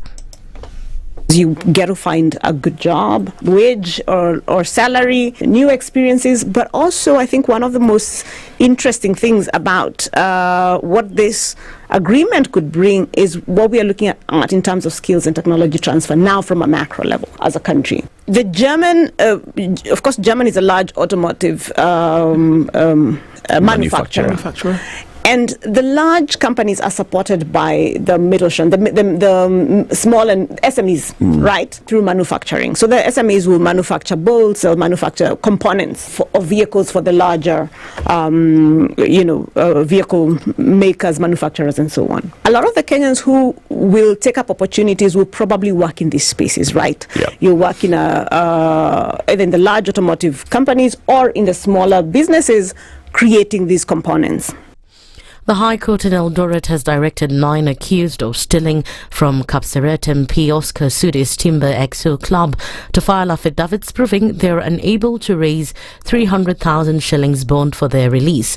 Justice Ruben Nyakundi made the directive after lawyer Kaira Nabasenge told the court the accused had filed a joint affidavit indicating they are from poor families and cannot raise the bond. For 2 months now, the 9 have been in custody for being unable to raise the 300,000 shillings bond each or a cash bill of 200,000 shillings each to secure their freedom. Through lawyer Nabasange, they filed a petition at the High Court in Eldoret pleading to be freed as directed by President William Ruto and have the case terminated. Alternatively, they want their bond terms reviewed so they are given personal bonds. A family from Sigei County is now calling for intensified investigations to unravel the circumstances that led to the death of their kin at a French school Kamsinga on Sunday. John Markobok, a Form 2 student at the school, reportedly fell into a septic tank, yet they were told that their kin died by suicide. The family alleges a cover-up scheme by the school, which they accuse of negligence. The family claims they were informed that the Form 2 student died by suicide, claims which they say have been disputed by other students who witnessed the bizarre incident. That's the News Wire. I'm Leah Ubaga.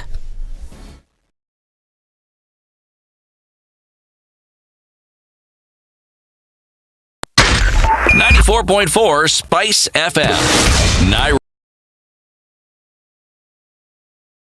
Okay, getting into the morning, traffic still coming in heavy on Langata Road as you approach the T-Mall Junction. Also then going towards the Nyeri Stadium roundabout. That's still heavy this morning. Also on the Thika Superhighway, that has reduced significantly. Not too much traffic on Kiambu Road, so yay. Kangunda Road then touching on Outer Ring, also not doing too badly right about now. And Westlands coming out of Lower Kabete and also on Wayaki Way through towards Chiromo, out towards the Museums Junction. That's where we have the most of it right now. A quick look at Ngong Road and nothing too much popping here. We're going to keep an eye on things and see what ebbs and flows as we come towards the end of traffic hour. Let's talk in the meantime on SpiceFM KE on X hashtag The Situation Room.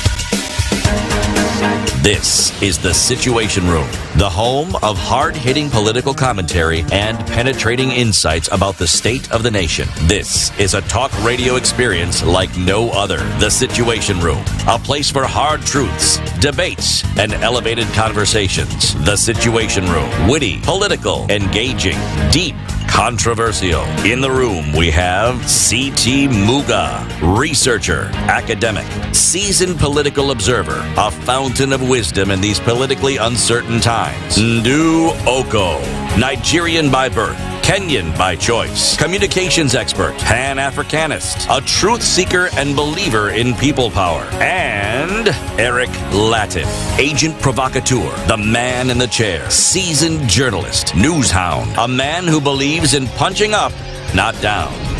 This is The Situation Room, the only way to start your day. So, our Twitter DMs, do they have people? Do we have messages coming in? And we are asking you, what you need to do is, please, take a screenshot of your subscription to the Safaricom all-in-one package. Send that screenshot to our DM on X at SpiceFM KE. And then, in about 40 minutes or thereabouts, we will pick one person and 3,000 shillings will be theirs. Iko watu wamefanya hawajatuma. Kuna watu wanatuma, wengine hawatumi. Send bwana. You want money, you send bwana. Okay? That's what we want you to do. 3,000 shillings up for grabs. Also, there's more money with Edward Kwach in the afternoon. How much? 5,000 shillings. Because you did what? You looped. That's it. That's it. Mm-hmm. You download the Loop app on your Google Play Store or Apple App Store, and you enter this fantastic lifestyle world of being able to do everything in a loop. Pay your bills, move money, transact, pay your merchants, buy, advertise as a business person, get the facilities of credit, overdrafts of 100,000 shillings, personal loans of 3 million shillings, all of these things just happening in a circular manner. And you do it because you say, all right, you know what? I don't have to move from here to do this, move from here to do this. All of these things in one place at one time. With Loop, it is not just a question of should I, it's why haven't you looped? It's a lifestyle. Get into it. Can you imagine? Can you imagine? Imagine. Now, what is the day's proverb again from Libya? He howled before going mad. He howled before going mad. Where? All the signs were there. Everybody was seeing. Nobody did anything about it. Now they're like, Guy. Really? Guy, what has happened to him? Guy, you could all see it and you did nothing about it. Up. That's it. He howled before going mad. Yep. What's the headline in the Standard today? The Nation. It's the Nation. Standard. Indeed. No, it is actually the Nation that is howling today. Okay. The Nation is howling. The headline on the Standard this morning is a damned lot. Okay. Not a damned lot. Damned lots. And so you ask, what? Well, the acting IG of police, Gilbert Masengeli, engages in a back and forth with the courts, this time threatening judges with withdrawal of their security. 3 men are nowhere to be seen weeks after it was claimed that they were abducted by police officers. What happened to them, and why is the police service mandated under the Constitution to protect limb and property, turning a deaf ear to efforts to find them? So, who's the damned lot and who is screaming today before something actually happens? I think there have been very, very many howls that have come from Kenyan society, that have come from communities, that have come from parents, that have come from siblings, that have come from the ones that are loved by these 3 men and the ones whom they love. Over time. And the questions have been, where are our loved ones? Where are our sons? Where are our children, our brothers, our uncles? Where are they? The service that has been mandated constitutionally to ensure that Kenyans, by dint of their physiology, their bodies are protected and that their property is protected, is the one in the center of the storm today being asked, where are our people? And if you're not able to answer that question, there's a problem. But there's a bigger problem that I see here. If you know what is going on and you are unwilling to answer the question, but you choose to focus on some other shiny object in the horizon, as opposed to the very thing that you're being mandated to do, that's the bigger problem for me. And that we take that spotlight and we cast it somewhere else, as opposed to looking at the thing that's supposed to be paid attention to. And if we cannot see that in all of this bushfire that's jumping up and down, whether you removed security from a high court judge, which you should not have done, the explanation didn't make sense, whether you showed up in court 7 times and you were not, whether you were sentenced to 6 months in jail, whether you were given another 7 days to come and now explain your case. No. Where are the 3 Kenyans who disappeared? Or who were disappeared?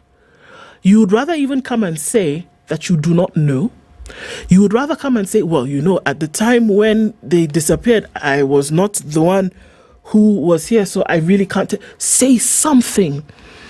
But the absence of explanation, the absence of a willing desire to even explain what may be going on, for me is the bigger problem. And it is exemplary of many of the other problems faced in this country and many others today. That you feel that, you know what, I can do whatever I want and I'm going to go to get away with it. Nobody's going to ask me. Even if they ask me, I won't answer. Even if they punish me, I will not serve. Even if they keep quiet, so be it. And I will just continue doing what I want, when I want, how I want it. And I think that's a problem that we face today. It doesn't matter what sector you look in. We're looking at the security sector. You look at the education sector tomorrow. You look at the health sector the day after that. There's always that problem where folks feel as though because we've gotten away with just behaving nonchalantly over time, that we can continue like that. And that is the devil that is in the detail that stunts the growth of any nation. And that's what we're looking at today. Where are these 3 men? What is so difficult in explaining where they went? Unless there's something you're trying to cover up, I don't understand why you would not come out and say this is the problem. So with all this hullabaloo, fanfare, dog and pony show that's going on, guess what? 3 men are still missing. And nobody knows where they are. Nobody knows where they are. And in various other cases, we've seen such. Someone disappeared, someone was found dead, someone disappeared, somebody was then found later. No explanation about where they were. They're not able to speak. Over and over and over and over. And like you've said, it's not just in the security sector. In very many other sectors of government. There's a word that has been used for it many times, impunity. The culture of impunity has been there in this country for a number of years. As we were ushering in a new constitution 14 years ago, and saying now we have institutions, and the culture of impunity that had been promoted by an imperial presidency was now going to be addressed. We said this is now going to change. We have institutions that are going to fight corruption. We have institutions that are going to ensure better service delivery, because we have institutions that are going to make sure that the government does what it's supposed to do. There's an ombudsman's office. If you have a complaint against the government, you can go there. There's a Kenya Human Rights Commission, Kenya National Commission on Human Rights established, so that to make sure that you check excesses of government in abusing human rights. There's a commission on cohesion and integration to check that we don't have people who are just spewing hatred and sowing discord within our communities. We have all these. We have a judiciary that is robust, that's going to make sure that all matters that are brought before it are going to be adjudicated fairly, transparently, and independently. And we are going to slay the dragon called impunity. That was the dream 14 years ago. 14 years later, what we're looking at is actually that culture of impunity sitting down with its children and grandchildren having a party. Exactly. This is it. It's Christmas in the household of impunity. They are sitting there, grandparents are there with their folks and their friends. They've come in, and their children and their grandchildren, and they have slaughtered cows. They have made changa and moratina and busa and munazi and all other drinks, and they are having a party. This is what we see.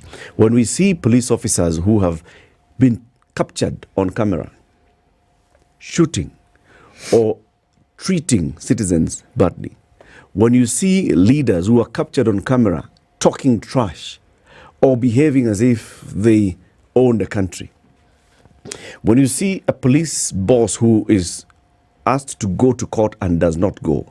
When you see a minister whose order is issued by a court, against whom an order is issued by a court, do A, B, C, D. Make sure Miguna comes back to this country. Or do not deport Miguna. And Miguna is bundled onto a plane and told, Kwena. When you see all those things, back to back to back, a government is told, do not do this and the other. And the government led from the very top, the head of the government, the president, does exactly that. Does exactly the opposite. The culture of impunity has just been breeding, and we've been feeding it. And now it's sitting there and having a party, and we're wondering, what do you mean? What happened? Never went anywhere. As it continues to teach its children how to behave. Because that's what you've done. You've had the children and the grandchildren. Now, as you say, you're having the party and you're showing them the way. You know how I know you're showing them the way? Because in the midst of all of this, yesterday, what did we see at Multimedia University? What did we see? A police officer. There were 3 police officers and a young man who was supposedly one of the student demonstrators. They were having a protest. And this young man is clearly unable to stand. Whatever has happened to him, let's assume that he had been clobbered by the cops. Or let's assume that whatever had happened, he was unable to stand. Cops go, stand over him. They try to lift him. He can't stand. And what does one cop say? Nitamwachia dawa. Picks a tear gas canister from his pocket and drops it on this young man's head. And the tear gas canister, of course, explodes and unleashes the tear gas, and the cops walk away. So this person who is clearly in a situation of distress, who is unarmed, who is not a threat and a danger at that particular moment, is left with a whole can of tear gas to inhale and to deal with. And the cops walk away. As though nothing happened. As though nothing happened. When such a cop, or even the other cop who shot somebody straight at the back, from the back, and many others. The Kanjakoma brothers, those cases still going on in court. Young men were picked up by police. They were thrown off a moving police vehicle. The case is in court, so we can use the word allegedly for court purposes, case purposes, legal purposes. Yeah. They died, the Kanjakoma brothers. We have the others in Kitengela. We have many cases, many others. We have all this. There are no checks and balances. And a government that says we live by the rule of law. And that's the problem. Because there are no checks and balances in an administration whereby one of the promises that was clear as day was that whatever practice that you had seen previously was not going to happen in this government. It was clear. That promise has been made time without number. We had the deputy president giving examples of what happened to him when there was arbitrary arrest, where there were things that happened at his home which embarrassed him down to the very core of a man. It did. And we were told that that thing was not going to happen in the country anymore. But every week we see, we hear, people are missing. Yesterday they were digging up bodies in Kitengela. Imagine. We don't know what happened to those people. How many bodies were dug up from graves in Kitengela? Who are those? Whose children are those?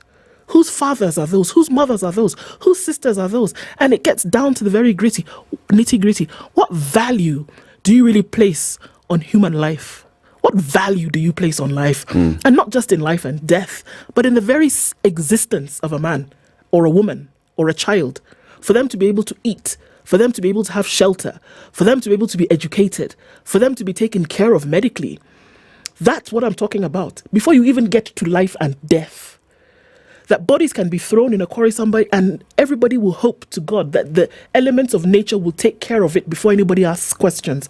But it doesn't work like that. And some way, someday, somebody's going to find a body in a quarry in Ruben. Somebody's going to find a body in a shallow grave in Kitengela. And then we're going to have to ask questions. What happened? That somebody will be filming when police take a tear gas canister, detonate it right there on somebody's head. What value do you have for human life? And if you can't answer that question, or if you can't answer that question, that's where we see that things are going the way in which they are going. And the elements of impunity continue to run amok in society. It doesn't matter what. It doesn't Which matter what sector it do you means. want to look Whether at? it is direct. We have all these, for example, parliamentary investigations. One parliamentary investigation in the Senate, led by the current Speaker of the National Assembly, Moses Wetangula. He was chair of a probe in the Senate that looked at the Managed Equipment Service Scheme. And the report that he presented, which was not adopted by the Senate because it was shallow in its recommendations, was that the entire scheme was mismanaged. It was a good idea at the beginning, but the implementation of it was horrible.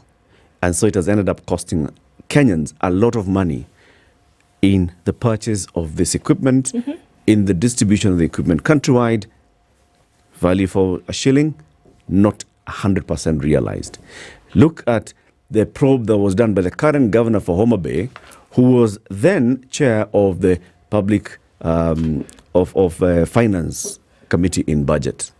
And there was a fund established under law called the Petroleum Development Levy Fund, whose money is meant to be for coming in to stabilize the prices of fuel.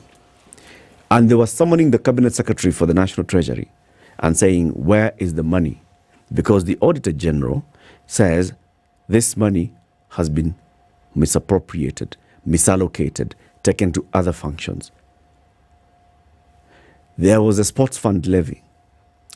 Money goes into a sports fund kitty that's supposed to be helping development of our sports in the country. Money has been misappropriated, misallocated. All these things, nobody is taken to court. COVID, whole issue here about COVID billionaires and maybe kits arrived here, donations, they were mismanaged. There was poor procurement at KEMSA for COVID materials, what was needed, money spent, we don't know where the money went. Probes were done, probe is being done by EACC, probe is being done by DCI, probe is being done by the National Assembly. What happened here? Nothing has happened out of it. Even the Senate had a similar thing. Nothing has happened out of it. If you just think about all these things, all the reports by the Auditor General that show money has been misappropriated at county level, at national level, where we say up to 1 trillion shillings is lost. Up to 1 trillion shillings of our budget is lost on just corruption. No cases in court dealing conclusively with this. And you ask yourself, where does impunity come from? This is all impunity on a daily basis. Nobody's held to account for doing the things that they do, knowing full well that they are wrong. In fact, they start doing wrong knowing that they're going to cover themselves. They already have the mechanisms in place for should something go wrong, something will be done about it and nobody really has to worry. So every time somebody says to me, well, you know, the problem why we don't see development flourish in a lot of countries, and you want to, how many examples do you want to give? So now that we're here, let's use the Kenyan example. Everybody says, well, you know, the problem why we can't do this is because we don't have enough money. Yeah. Okay. The problem why this can happen is because, you know, we don't have adequate infrastructure. The reason why we can't do this is because, you know, we started late. No. It isn't. It is not because you don't have enough money. It is not because you don't have enough infrastructure. What stops somebody, for example, from opening their mouth and saying, allow me to really investigate and see what happened to these 3 young men? What stops somebody from doing that? What stops you from doing that? Nothing. What stops you from saying, okay, wow, bodies in Kitengela, can we find out exactly what went on? What stops you from doing that? But let me tell you what stops you from doing that is either one of 2 things. You know exactly what has happened. You know it is not right, but you choose to make a decision in the opposite direction, which stops you from explaining anything to anybody. You do not need to be accountable, and that is the very definition of impunity. You don't feel you need to be accountable. Nobody's going to ask you. Even the people who are ahead of you, above you in terms of authority, are not going to demand it of you. If anything, they hold you, they help you to get out of a sticky situation. Because like I said, you think Msangele is acting on his own? He isn't. He's not acting on his own. And those in the security sector who should be doing something about it will not. You see, that's what happens. From the cabinet secretary who now believes himself to be, you know, at the core of the security sector, he'll not take action against a rogue police officer, not the principal secretary, not the administrative secretaries in the ministry, not the police service commission, not the IG of police or his deputies. No, things happen in the police service. They come together and say, no, but there's an explanation. But you see, they were justified. This is just one sector. If you go to any sector, even in the health sector, when there's malpractice, you will see that sometimes people will coalesce around this issue and say, no, but you see now, this doctor had to do this. I mean, you have to understand. Only in rare cases will just the council itself take action against a doctor who has had malpractice. Other doctors will not come out to say, wait a minute, there is one of us who misbehaved, who is misbehaving, who has been misbehaving. There's one of us who went rogue. I'm saying this because people don't talk. Somebody's asking, but who's to take action? We talk too much, we don't take action. It starts from us as well. We have to talk about it. Yesterday, remember I told you that I was going to have to attend the Africa Judges and Jurists Summit in Nairobi. Judges, former Chief Justices, current Chief Justices, and judges of Supreme Court and Court of Appeal and High Courts from across Africa are meeting in Nairobi yesterday and today. And the session that I was moderating was on the judicial independence, the challenges and the opportunities. One of my panelists was a former Chief Justice of the Seychelles. Her name is Honorable Dr. Matilda Tony Woods. And she kept saying, you know what, we also encourage this culture of lack of independence. Because when we sit here and we can see something going wrong within the judiciary and we don't take action, we don't even speak up. When we see one of us being victimized and we don't speak up, when we see another one in another country being victimized, or we can see there's an affront on their independence and we don't speak up, we are encouraging it. If we do not speak up and take action and just starting from just speak up, say so and so has been appointed as judge. How? No, this person should not be a judge.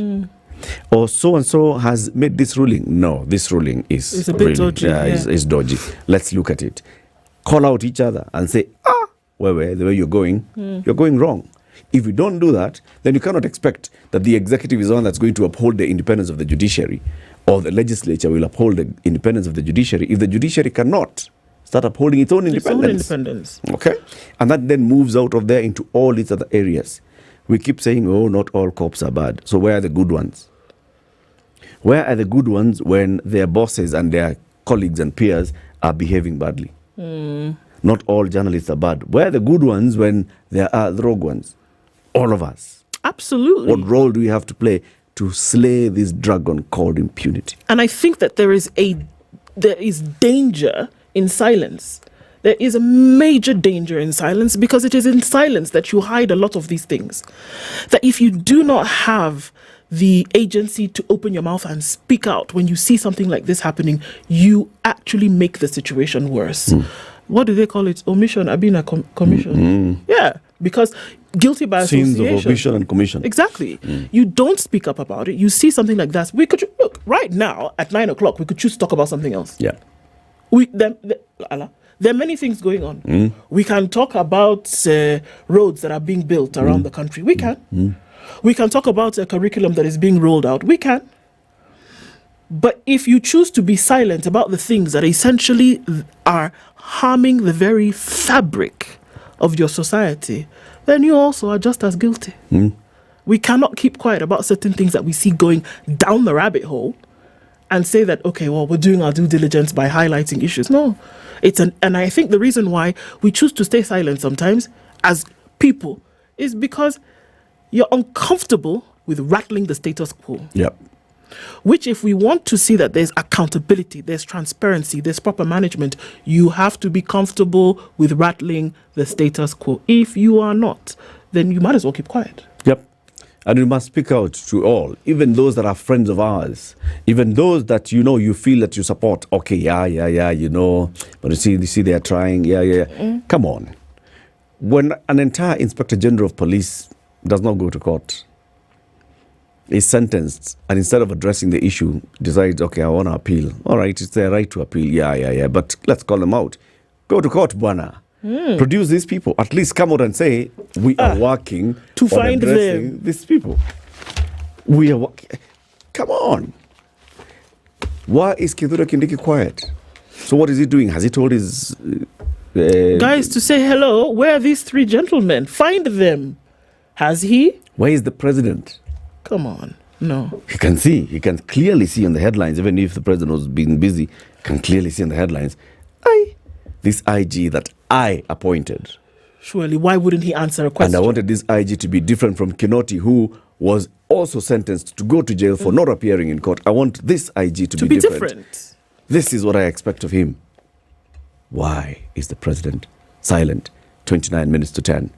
This is the Situation Room. The only way to start your day. A special report. Good morning, kid. Leo, to pay our listeners some game. Imagine kuwa na a reliable squad all through your day. Squad unaweza count on, maze.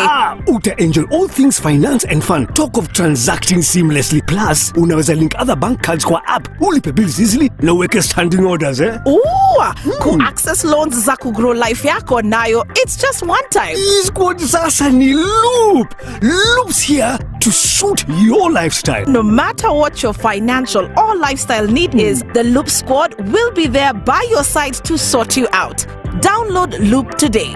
It's not just an app, it's a lifestyle. Why wait? Loop it. Regulated by the Central Bank of Kenya. Unbeatable deals at Pepino's Pizza, Kimathi Street. Get this. 2 large pizzas plus a 1.25-liter soda for just 1,500 Kenya shillings, or 2 medium pizzas and a 1.25-liter soda for just 1,200 Kenya shillings. Available every Tuesday and Thursday. Chicken lovers, we got you covered too. Enjoy 2 crispy chicken pieces, chips, and a 350 ml soda for just 500 shillings. Call 0728-261-875 or order online at pepinospizza.com. pepinospizza.co.ke. Join us for mouth-watering treats all month long. Hashtag Pepino's Pizza at 8. Seal the deal every day with the all-in-one plan from Safaricom. Get data, minutes, and SMS all-in-one on-the-go monthly bundle plan from Safaricom. Tune into the Situation Room every Monday to Friday as we unpack the all-in-one monthly plan from Safaricom. Safaricom is for you.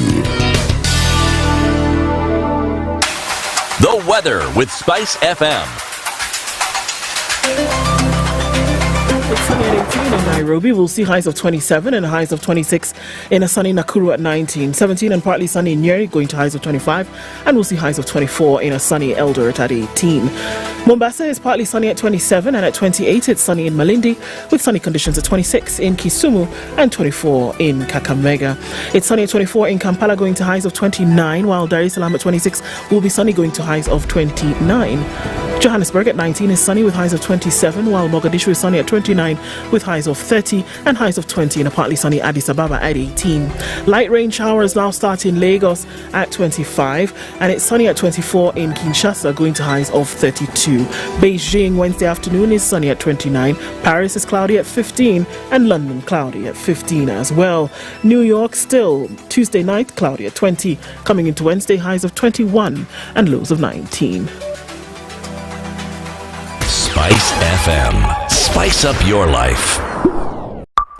Do you want to live out your life with the utmost convenience? A way of life that is empowered with the necessary tools and solutions to live out your life effortlessly? Then wait no more. Download Loop today and enjoy the best mobile money and banking worlds through a simple platform that delivers payment, credit, and saving services, while at the same time offering personalized journeys and deals to complement your interests and needs. Why wait? Just Loop it. Tune in to the Situation Room every morning and Spice Drive from 3 to 7 p.m. every Monday to Friday and learn more about Loop. All right, let's take a look at what's happening now with traffic. And I think we're looking at much better situations around the city. Ngong Road now free. Getting into the city, you would have not too much of an issue. Langata Road now has opened up properly, and traffic for the morning seems to have come to an end. We'll just have a little bit of traffic left right around that Pangani Tunnel area, and then also coming off of Jogo Road a little bit as you get towards Landis, and then out towards Haile Selassie at the Kamkunji Junction. All right, I think that's what we'll look at for most of the morning. We'll get through the day without too much of a headache. Talk to us on SpiceFM KE on X.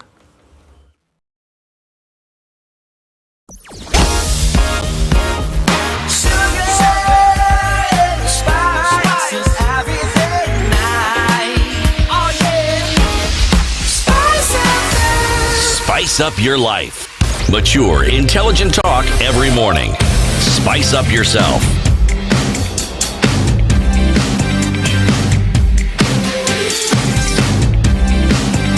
Mornings done right. 94.4 Spice FM, Nairobi. All right, so let's hear from you. 0719-012-600. That's 0719-012-600.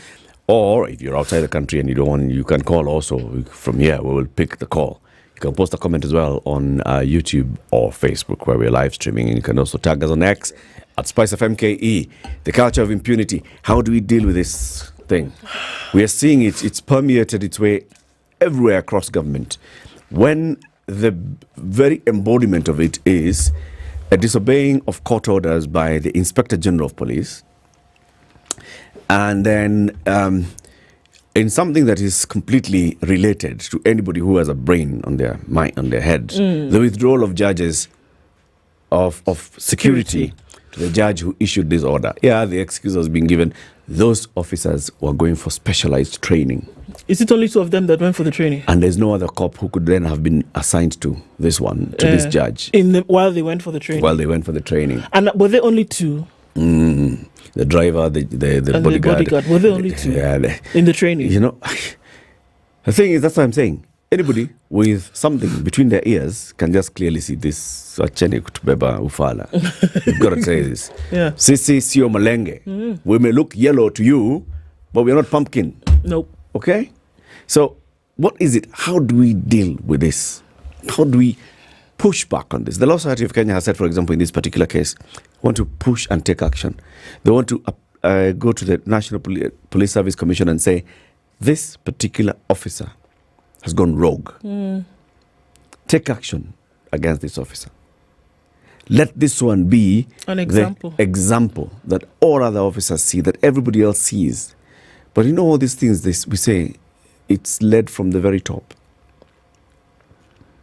It's led from the very top. The president said, if there's a whiff of corruption in my administration, I want to deal with it. I will not allow somebody to still continue serving as my minister or as my PS. The president took action when there was an issue of a whiff of corruption with regards to procurement of treated mosquito nets. Took action at KEMSA. Yes. Bosses of KEMSA, principal secretary, left office. Whiff of. How about these other areas? You cannot cherry pick the ripe ones and say, this is what we want. No, it has to be across board. And that's why you will not have a fully functional, fully operational government, nation, state. That's what we're talking about. Because you cannot cherry pick where you're going to apply accountability and transparency. You can't do that. It must be across board, or don't even bother doing it at all. Why have we not... And this is the thing for me. Why have we not heard larger or louder outcry over this thing? That one Kenyan, not the 53 that we're talking about since June, that one Kenyan disappears under unclear circumstances at the hands of the very people who are supposed to be the vanguard of security in this country. One Kenyan disappears and nobody's not screaming off the rooftops, demanding, where are they? And that somebody has got to answer. That's the thing I'm talking about here.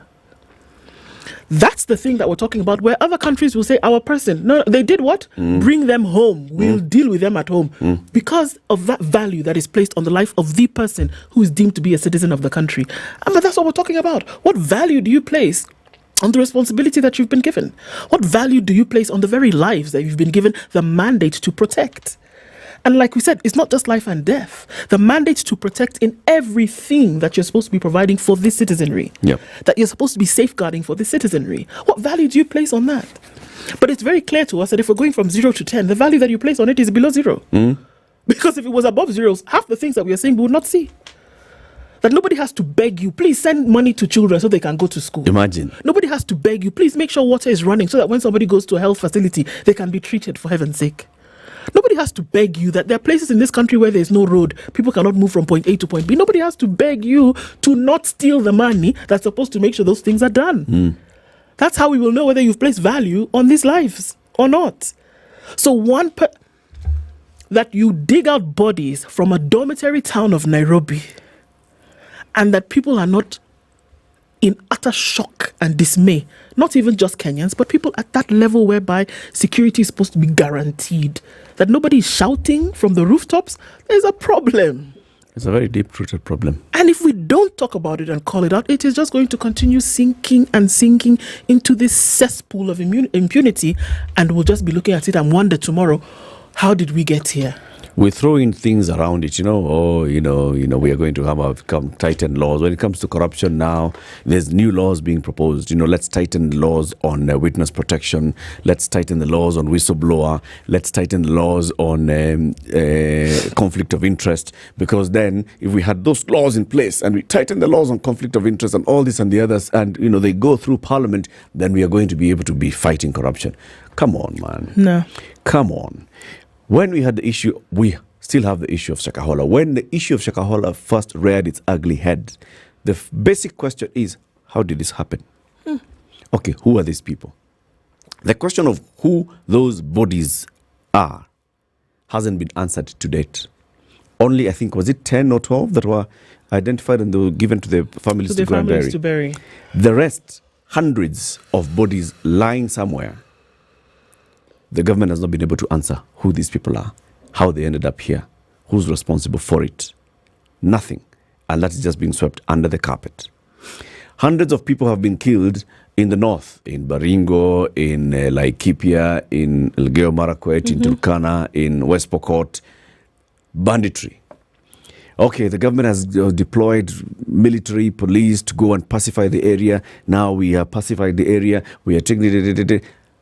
Accountability.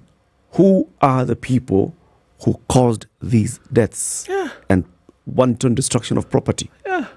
Those questions, we are not going to answer them. Oh, yeah, Telkom Kenya, 6 billion shilling, these people, they went with money, they were going to the Wilson Airport with 3 trucks of land. Who? Has that question been answered? No. We'll talk about it. What they did, We're paying back debts, 11 trillion shilling debt. Oh, this debt, it's unsustainable debt. It was procured and procedurally. The money was even eaten by these people. These people ate the money. Who? You know who they are. You have mechanisms set up in place to be able to bring these people to book. You choose not to do it. Who? There's no attempt to answer these questions. But you will be told, pay. Oh, every year, we have done a lot in terms of education, but then there's sometimes when the money goes to ghost students, we have many ghost students, we have many ghost teachers, we have many ghost schools, and ghost. Who are the ghosts? Say their name. Who are they? Bring them to book. Eric, you gave us a story, and this is what I'm telling you. And CT always asks, these people don't know what they're supposed to do. And I say, no, for me, they do. And that's what makes it so much worse. They do. The story of a woman who put trash in a paper bag and dumped it. And then she was arrested. And they said that because of public littering or whatever they called it, that she should now pay 100,000 shillings, right? Without the payment of that 100,000 shillings as a fine, she should now go to jail. Yep. She had a baby on her back. She had toddlers somewhere else in the house. For all intents and purposes, this is not a fake story. It actually happened in Nairobi. And it was in Kiambu County. It was Kiambu County. Yeah, in Juja. So this is the law. You follow it. Because if we're going to look at the brick and mortar, they did. You cannot litter. It's a law. They followed the law. They knew what they were supposed to do. This woman cannot pay cash bail or whatever, so you stay inside until you can. So they follow the law. What is my point? They know exactly what is supposed to be done. There is a law that is supposed to be followed. There are people who have to pay a price when they break the law. They know exactly what they're supposed to do, which is okay. It is worse when you know what you're supposed to do, but you choose not to do it. For me, that is ultimately the worst. You know that Kenyans today are dead, lying in rivers, lying under shallow graves. You know that what you're supposed to do, your responsibility to answer, to investigate, to find, to bring the people to book. But you choose not to. It is worse. And if we are here quiet and saying, well, one day they'll realize and they'll get to it. No, we are just as bad. We are just as bad as the ones who say we'll deal with it later. If we keep quiet, we're just as bad. Yep. The errors of omission and commission, complicity and complacency. You're there, yes, you can see what's happening, yes, but you keep quiet. Or you're there, yes, and you see what's happening, like, it's not my monkey, not my forests. My friend, you're in that forest. Hey, you are. You are in the forest. The monkey is eating your bananas. The monkey is slapping your children. There's a baboon. It is actually taking it from your mouth. Yes. You are in it. And this is the issue that comes up. What is the role of citizens in this? Because even the Constitution expects that citizens will uphold and protect the Constitution. And we also have a role to speak up, speak out, and take action sometimes. We've seen the Law Society of Kenya taking action and saying, all right, so we want to take action against this rogue police. We want to take action against this and the other. There are mechanisms of doing that. There are even just raising the voices and saying, no, we have got to end impunity in this country. This is a responsibility that we all as citizens do have.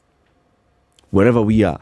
You can't just sit back and just now laugh and say, hey, lakini Masengeli ameweza hawa.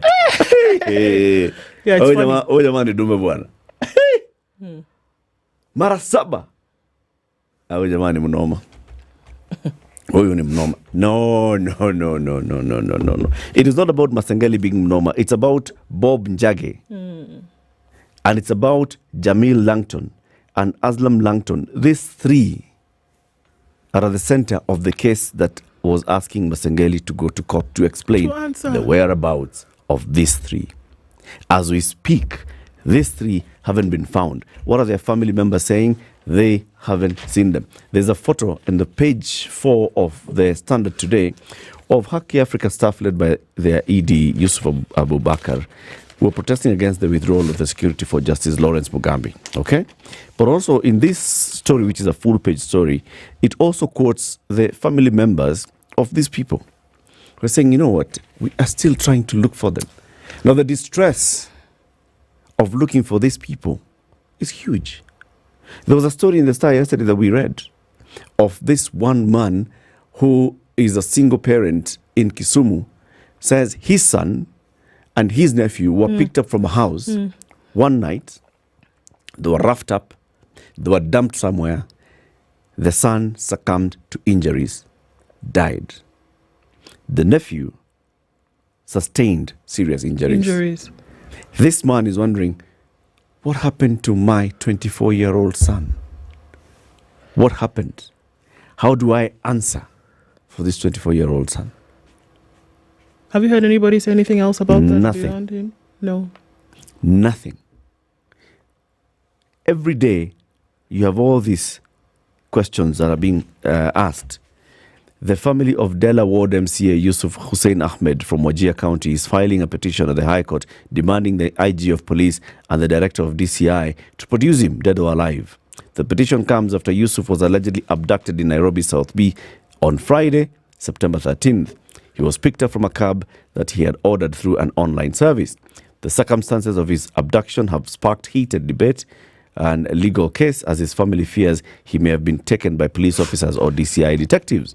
In their plea, supported by an affidavit from Ahmed's cousin Abdulkadir Abdullahi Ahmed, the family argues that his detention, if confirmed, is illegal. Now, even if these are criminals who are picking up people, it's the job of the police to actually find out which criminal elements these are that are picking up people. You know what?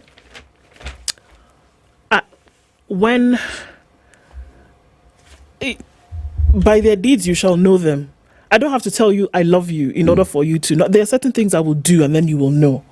Or that I care about you, you will know by my deeds, the way I act. Yep.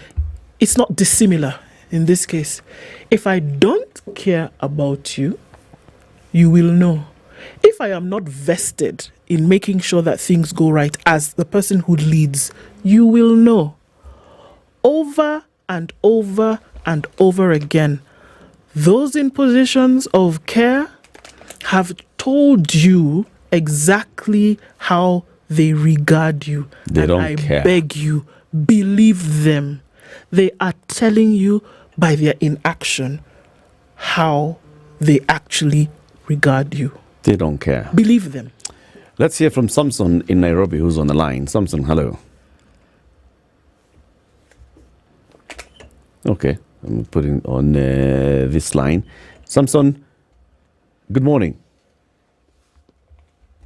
I think today I was mad the way you were so soft on the PS for immigration.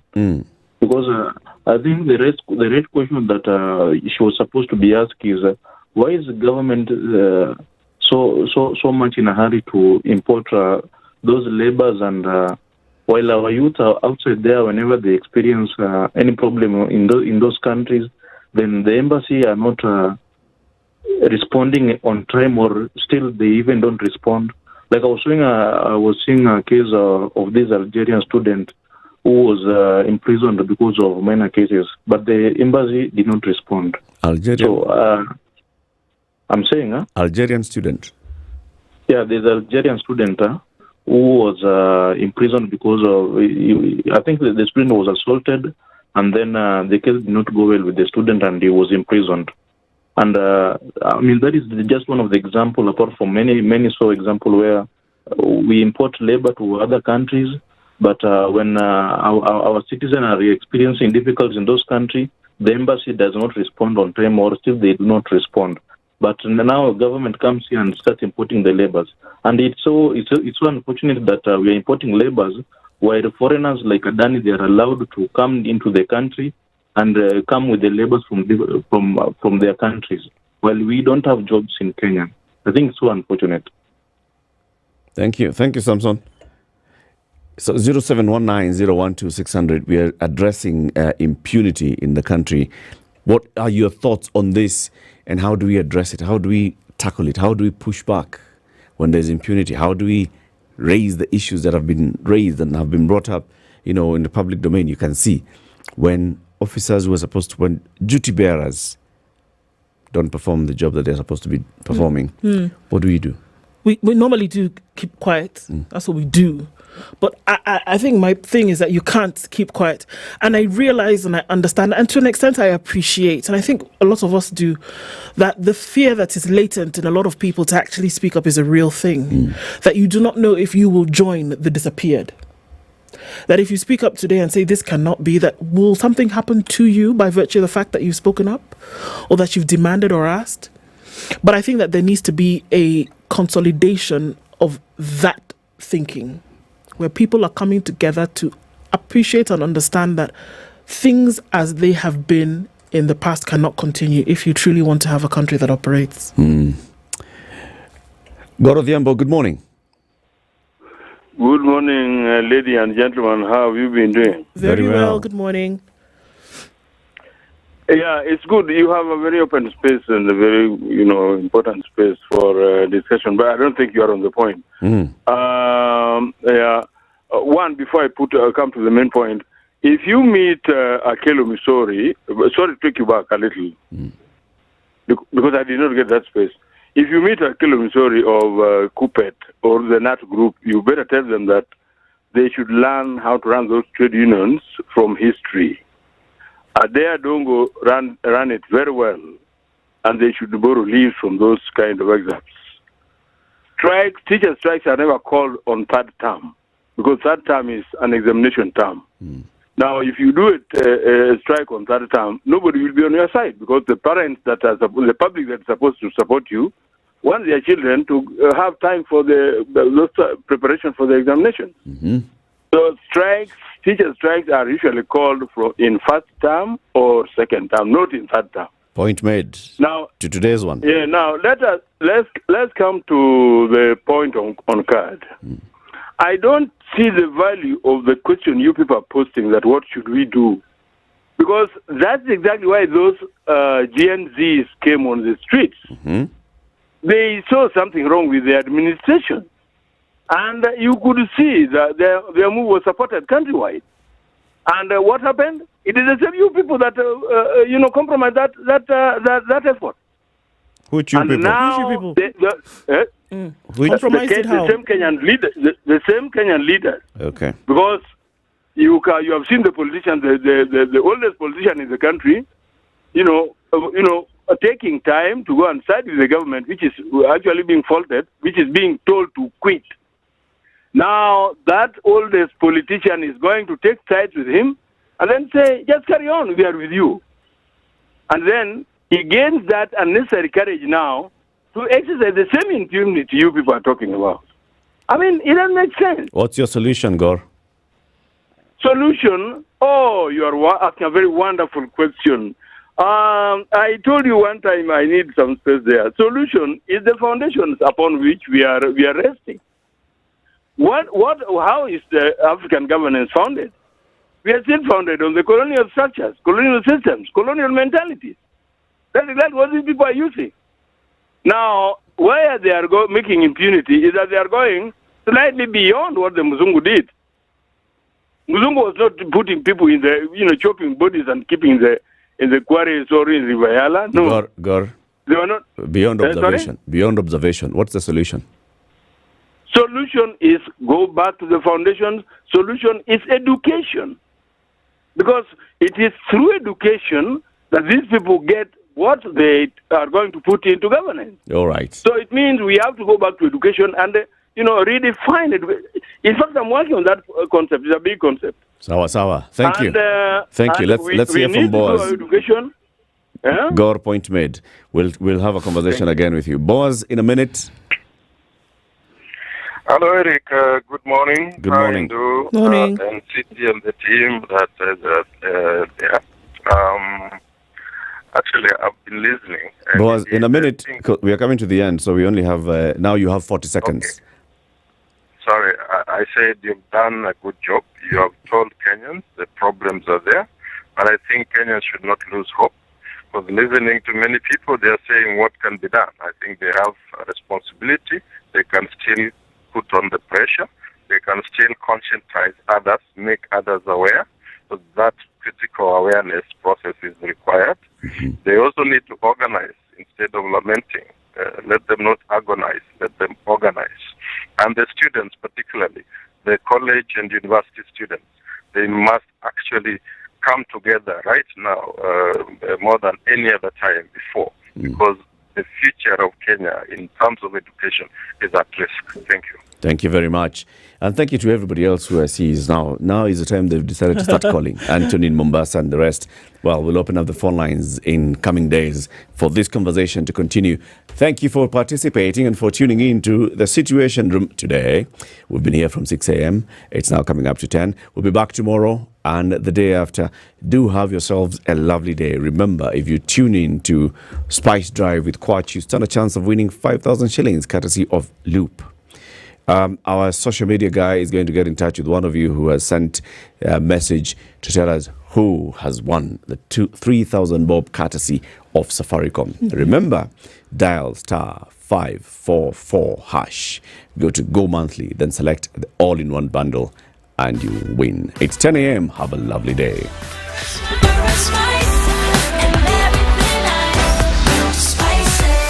Spice up your life